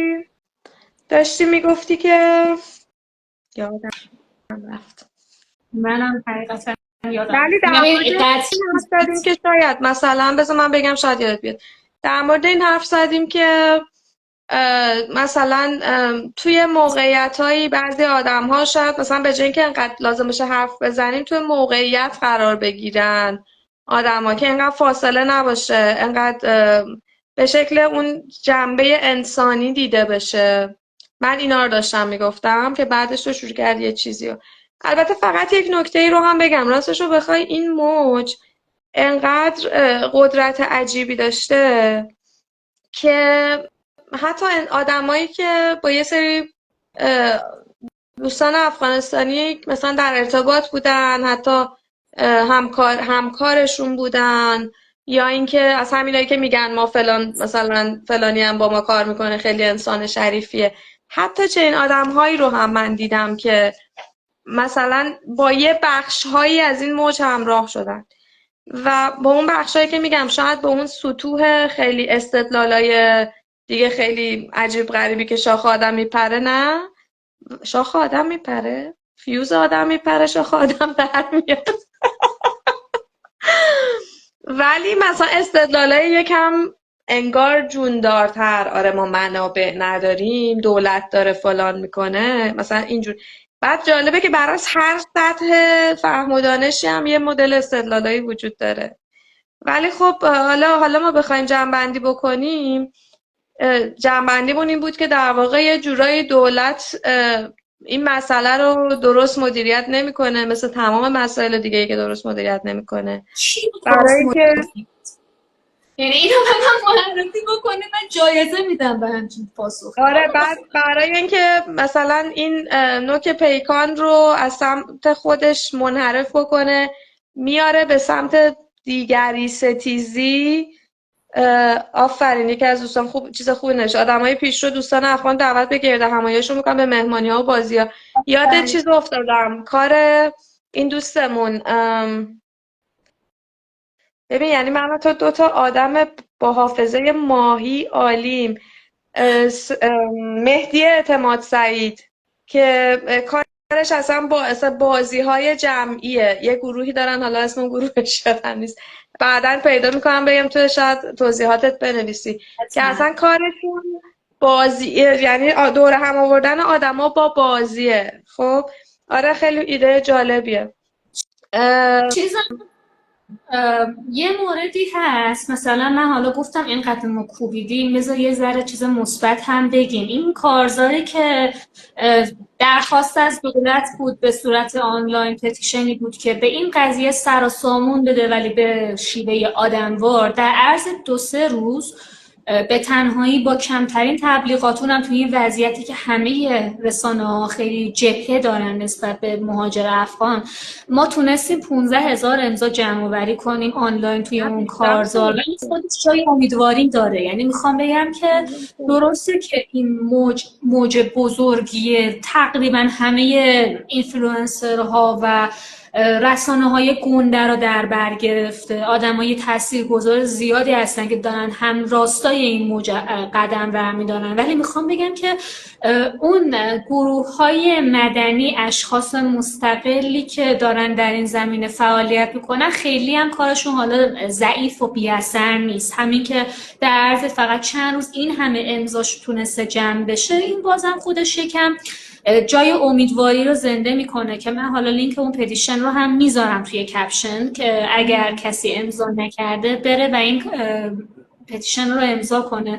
من خودم خیلی حس میکنم که شاید افرادی که به این موج پیوستن کسایی هستن که الزاماً آدمای تندرویی نیستن، مثلا یه شهروند عادیه که مثل مطالبات خیلی منطقی و مشروعی هم داره، ولی اون جامعه مدنی یا حالا بسترهای اعتراض براش فراهم نبوده که باید مثلا از یک کمپین آدموارتر بره حمایت کنه.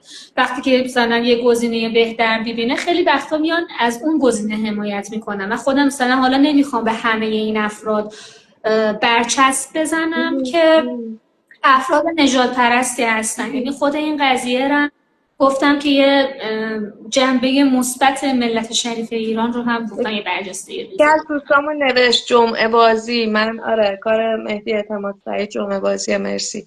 من تو ذهنم بود یه چیزی بازی، اینجا آهنگش یادم بود ولی یه چیزیش یادم نمیومد. ببین این چیزم بگم، این از ویدیوی قبلی جا موند. 2-3 تا چیز از ویدیو قبلی جا موند. من یادم اومد تو چی داشتی میگفتی، یادداشت کردم که دوباره یادم نره. اونجایی که داشتم در مورد اختلاف دولت طالبان و ایران حرف میزدم، گفتم یه چیزی یادم بنداز بعداً تعریف کنم. اینو میخواستم بگم. مرسی که یادم انداختی. این تو آکواریوم. خب از من خودم هم همینم.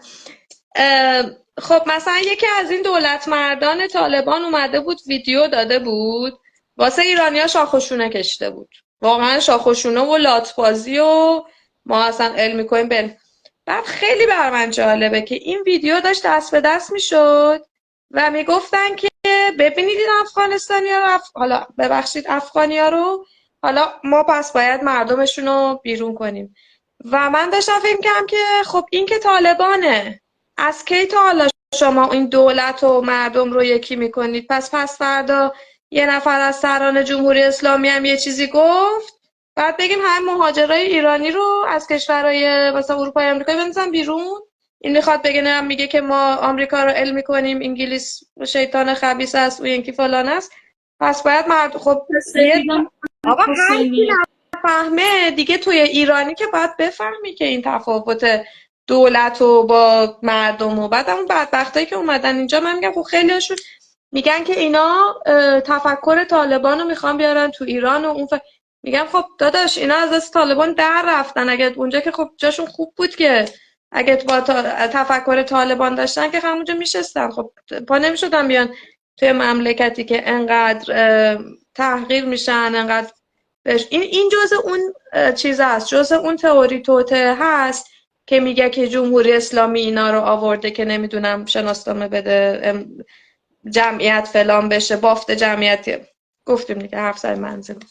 تو دوستانی که الان اومدن به من ویدیو قبلی من رو ببینن. فقط داشتیم از راه حلا میگفتیم. خب بگو که من بعد بگم.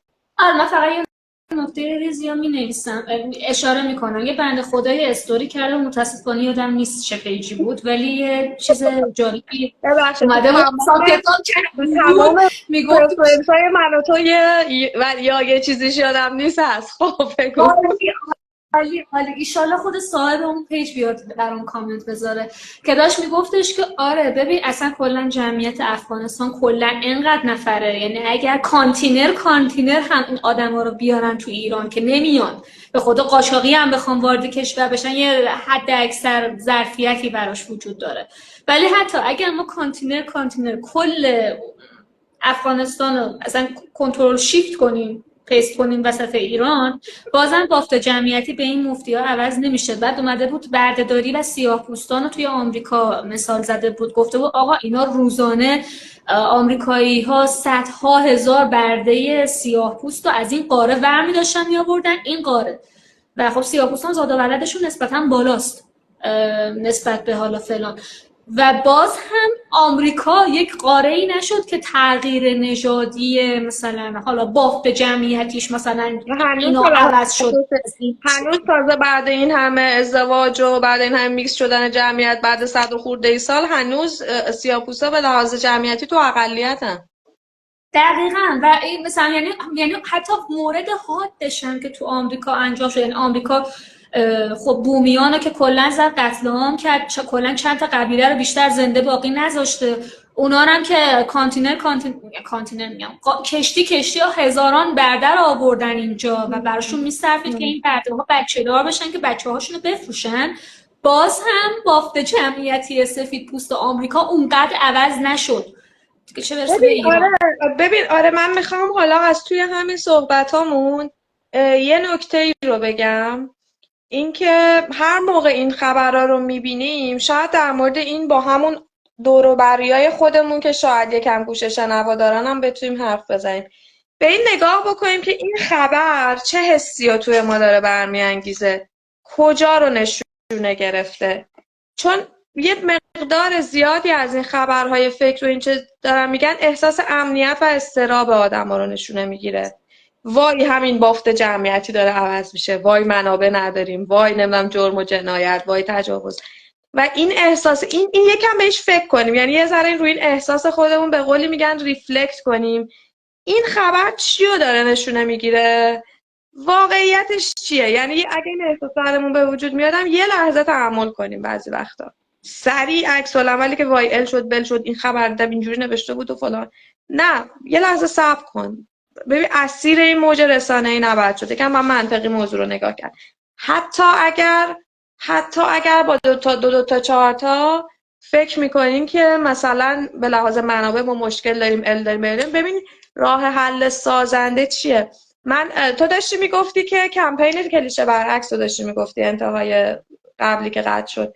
من داشتم فکر میکردم که جالب میشه اگر یه سری بلاگرها مثلا بیان دست در دست هم دهند به مهر، یه کمپین کلیشه برعکسی در این مورد درست بکنن. حالا ما که بلاگر نیستیم ولی شما شاید مثلا نمیدونم شاید بشه یه بعد اون لینکی که گفتی برای امضا هم بود که گفتی 15,000، من فکر کنم بیشتر هم شد، یعنی تو 3 روز اول 15,000 بود بعدش بیشتر شد که هفته پیش بود، به عنوان حق مهاجر بود. اینم به نظرم یعنی در برابر اون هشتگ واقعا نژاد پرستانه، واقعا فاشیستی ناسیونالیستی افتضاح که من از دیدنش واقعیت احساس شرم میکنم که اخراج افغان مطالبه ملی که هشتگ حق مهاجر اومد که خیلی هشتگ زیباییه، بعد اصلا این دیگری ستیزی و اینا رو توش نداره و شاید بشه حتی در مورد این مشکلاتی هم که مردم شاید واقعا به حق احساس میکنن و قطعا اون افغانستانی های مهاجر هم 100 برابرش رو احساس میکنن، بشه مطرح کرد. و همین یه دوستانمون پیشنهاد بازی و دعوت شدن در جمع‌ها و مهمونی‌ها دادن. ببین بازی ها و جمع شدن دعوت شدن در جمع ها و مهمونی ها یک مانعی داره. اونم مانع اینه که تو اصلا اصولا دسترسی معمولا به این آدما نداری، یعنی دسترسی به اون جامعه ها و کامیونیتی ها نداری و معمولا ما یه مدیوم این وسط لازم داریم، یه افرادی NGO های چیزای اکتیویستی که بتونن ارتباط بگیرن با اون جوامع و شاید اون موقع شما به جای اینکه اونها رو دعوت بکنید بیایید با هم یک ایونتی اصلا تشکیل بدید با حضور اونا. مثلا یکی از برنامه‌هایی که تو آلمان من دیدم و خیلی جالبه، مثلا غذا خوردن دور هم، کشورهای مختلف مثلا هر کی غذای خودش رو میپزه یا دور هم یا آشپزی میکنن یا مهمونی مثلا. حالا تو ایران یکم سخته تو فضای عمومی همچین کاری کردن، ولی شاید تو جاهای محدود، نمیدونم جاهای مثل همین گفتیم محله، NGO ها شاید بشه این کارو کرد، افراد محله رو دعوت کرد، یه عده از اونها رو دعوت کرد، یه شب شام دوره هم. و خب ایران و افغانستان هر دو یه فرهنگ مهمان پذیری دارن، از این نظر ما به اونا نزدیکیم. غذاهامون هم از هم خیلی دور نیست، اتفاقا دیدن شباهت ها و تفاوت ها جالبه. حتی اینکه بازی هامون رو به هم یاد بدیم، اینا حالا دیگه اینا چیزای به اصطلاح میگم تریکا یا کارهای تسهیلگریه دیگه که واقعا آره دست بچه‌های داخل ایران درد نکنه اگر که میتونن همچین چیزایی رو راه بندازن. ولی خب میگم این کمپین اگه بتونیم بلاگرها مثلا واقعا یه کمپینی در این زمینه، حالا با همین ایده‌ای که تو گفتی کلیشه برعکس را بندازن، هم شاید بتونه کمک بکنه. این بود ایده آره های حالا من حالا خیلی اونقدر ارتباطات ندارم متاسفانه، اونقدر آدم شناخته شده نیستم، ولی حالا سعی میکنم که توی یه سری استوری و پست فراخوان بدم، مخصوصا تو بچه‌های بوک بلاگرشون. ما خیلی نویسنده افغان داریم، ما اصلا خیلی از نویسنده های ایرانی رو داریم که توی ایران چون میدونن کتاباشون زیر تیغ سانسور میره کتابا میفرستن افغانستان چاپ بشه. ما همین الان هم خیلی کتاب مثل لولیتا رو ما الان این همچین رمان‌هایی اگر تو ایران بدون سانسور داریم میخونیم به خاطر اینکه نسخه قاچاق از افغانستان اومده. تبادلات فرهنگی این مدلی داریم. البته تا دولت جدید طالبان انشالله اینم برنچینه، ولی خب چششون نکنیم، خدا رو شکر عقل و شعور نداشتن هنوز سمت این سمت بیان، ایشالله که به این زودیا به اون درجه از عرفان نرسن. ولی مثلا یه سری برای عید نوروز من یه کتابی رو معرفی کردم که نویسندش افغانستانی بود و یه داستان کوتاه خیلی هم قشنگ بود، رمانش قشنگ بود. و مثلا اصلا ما که داریم کتاب میخونیم خدا وکیلی به جز بادبادک باز و نمیدونم کتاب خالد حسینی کلن ما چند تا نویسنده از افغانستان میشناسیم. این واقعا یه باگ بزرگه. چرا ما هیچ نویسنده درست حسابی معاصر فارسی زبان از این کشور نمیشناسیم؟ بابا زبانمون یکیه. که مثلا فکر کن یه انتشارات یه کتاب فروشی، حالا ماها که دسترسی نداریم همش ایده است دیگه، مثلا یکی از این نویسنده ها رو دعوت میکرد و بعد خود جامعه افغانستانی ها، من به هر حال میگم یه جوری دسترسی اصلا این مهاجرا بهشون بود که میشد مثلا آدمای ایرانی و افغانستانی با هم در کنار هم مثلا تو اون جمع بشینن و اون نویسنده مثلا صحبت بکنه. میدونی اینا همه چیز دیگه یه جورایی به هر حال آشنا شدن. یادم افتاد که یه کافه‌ای هم باز شده گویا یه جایی از تهران که کافه بلخ بود، یک دو سه تاست، یکیش چیه بلخ بود که خیلی هم غذاهاش شنیدم معروفه. خانه خب ببین باز من اینا رو که میشنوم یادم میفته که ما حتی نسبت به اینا هم متاسفانه عکس العملای منفی وجود داره دیگه، در حالی که توی یه جامعه پیشرو، حالا جالبه که دوستان ایرانی از خیلی جهات دوست دارن خودشونو با غرب و اروپا و آمریکا مقایسه بکنن، ولی خب یک جامعه توسعه یافته به لحاظ اجتماعی یکی از ویژگیاش پذیرش تنوع فرهنگیه. حالا تنوع فرهنگی که ایران و افغانستان اونقدر به لحاظ فرهنگی فاصله ندارن از هم. شما شاید هم چون نزدیکن به هم حتی این تخاصم بیشتره، یعنی شاید مثلا یه آدم ژاپنی مثلا به نظر ما گوگولی و جالب بیاد، یا نمیدونم آفریقایی، نمیدونم یک کم یه نگاه بالا به پایینی نسبت به به نسبت کشور و اینا هم هست دیگه، مثلا کی از اون کدوم کشور میاد و این داستانا. یه نمونه زندش رو ما توی ایران داریم، همون زمان جنگ جهانی دوم و نسل کشی که توی اروپا در حال وقوع بود. یه تعداد زیادی از لهستانی ها پا شدن اومدن ایران اجازه و اون موقع ایران خیلی رنج می برد و خیلی اجازه از این بده ماجرا. چی؟ اجازه بده مثال منو هایجک نکن شما. ببخشید من نمی‌دونستم بابا کسی. شوخی میکنم، اینو تو از من نشنیدی، اینو تو از من نشنیدی، ولی من مسئله اینه که اینو پدر بزرگ من برامون تعریف کرده. به خاطر اینکه انزلی بودند، ما مال شمالیم دیگه، و پدر بزرگ من در 10 سالگی این مهاجرای لهستانی رو که از شمال ایران از انزلی وارد ایران شده دیده خودش، و همون به قول تو همون تایم بوده و تعریف میکرده که مردم با اینکه خودشون و اوضاعشون خوب نبود، ولی این جنگ زده های لهستانی وقتی می اومدن اینجا داشتن رد میشدن، میگفت که با کامیون، حالا پدر بزرگم فوت کرده بنده خودش هم ساله، میگفت با کامیون اینجا داشتن رد میشدن، میگفت مردم خب سر و وضع به هر حال سفر جنگ زدگی فلان، میگفت براشون نون پرت میکردن توی این کامیون ها که در واقع مثلا فکر میکردن حتما اینا گرسنن یا چیزی داشته باشن بخورن، و اونا موندگار شدن و اونجا زندگی کردن توی انزلی و خب خیلی هاشون ازدواج کردن، زاد و ولد کردن همونجا، و حتی ما یه گورستان لهستانی ها رو هنوزم توی انزلی داریم. ولی آره دقیقاً. دیگه، آره ولی حالا دور نشیم از ماجرا. داستان اینه که آره داشتیم در مورد کافهه میگفتیم و اینکه داشتن تنوع فرهنگی به هر حال یکی از نشانه های جامعه توسعه یافته است دیگه به لحاظ اجتماعی. من این خودم دوستان ایرانی من عزیز. اولین بار که رفتم یک رستورانی که مشخصا غذای افغانی سرو بشه، رستورانش مال رستوران فرهنگ افغانستان باشه، خیلی سال پیش بود ولی ایران نبود. من یه سفری رفته بودم دبی و اونجا این رستوران رو دیدم، شاید 10 سال پیش بود و من اینطوری بودم که ما این همه افغان اون موقع اونجا بودن، زندگی میکردن چرا از ما موج یه اول. رستوران افغانستانی تو ایران نداریم؟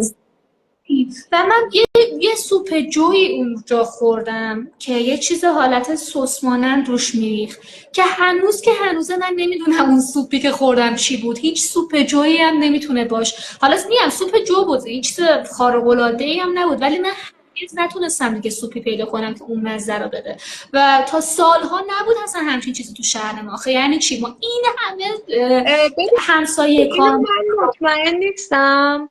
ببین خب یه سری شغل ها رو در ایران افغانستانی ها اصلا نمیتونن داشته باشن.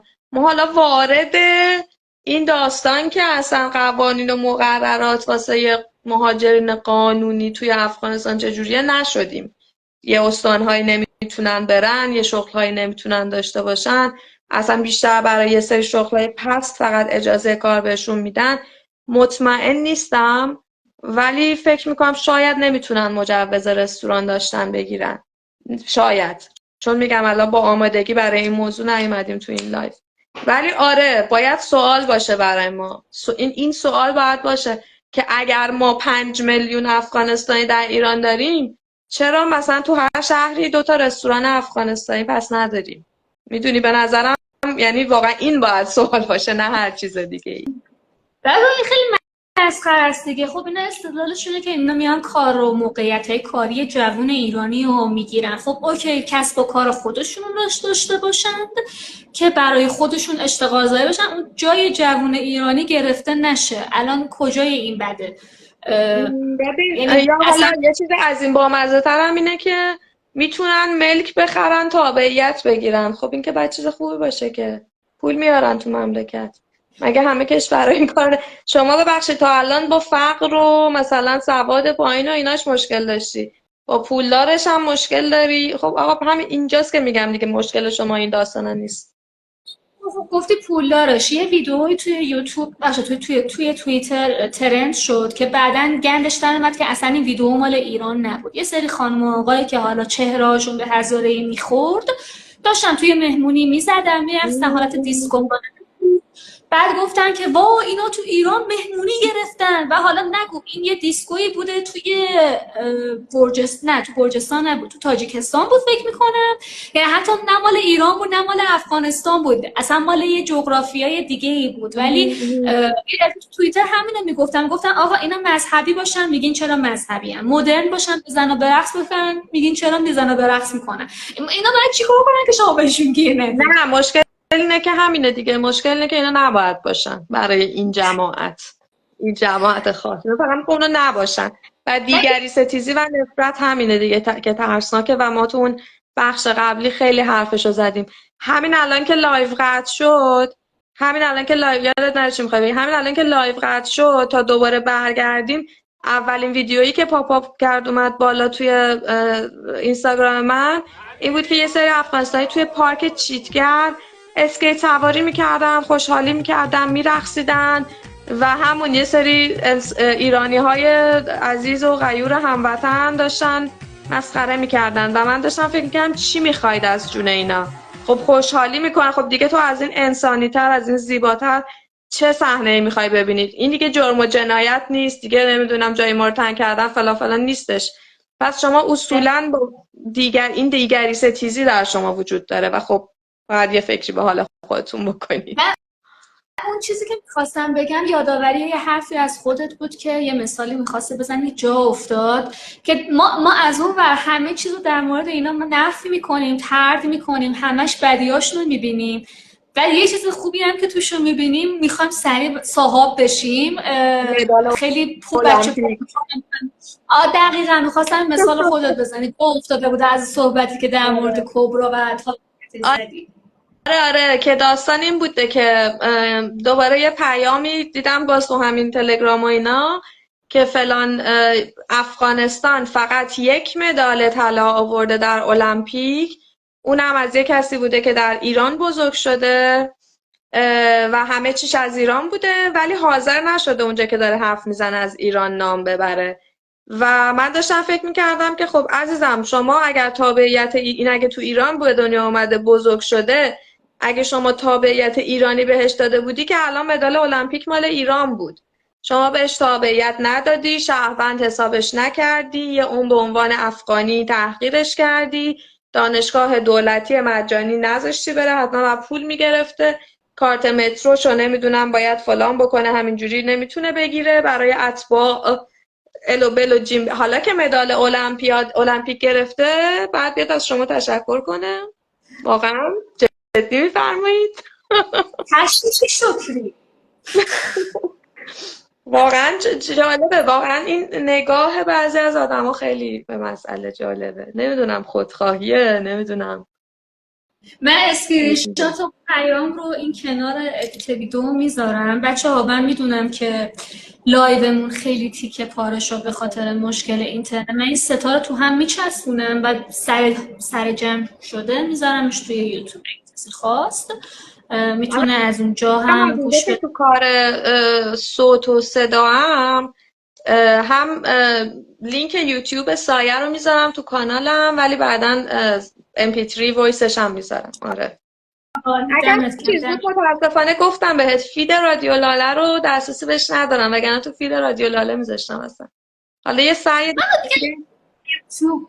پاشو با دیگه پادکستم پاشو ببین اون کاری رو که من با ملت کردم که با پادکست را کردم تو با من نکن، برو این دام بر مرغ دگر نه. من خودم این کارم داداش.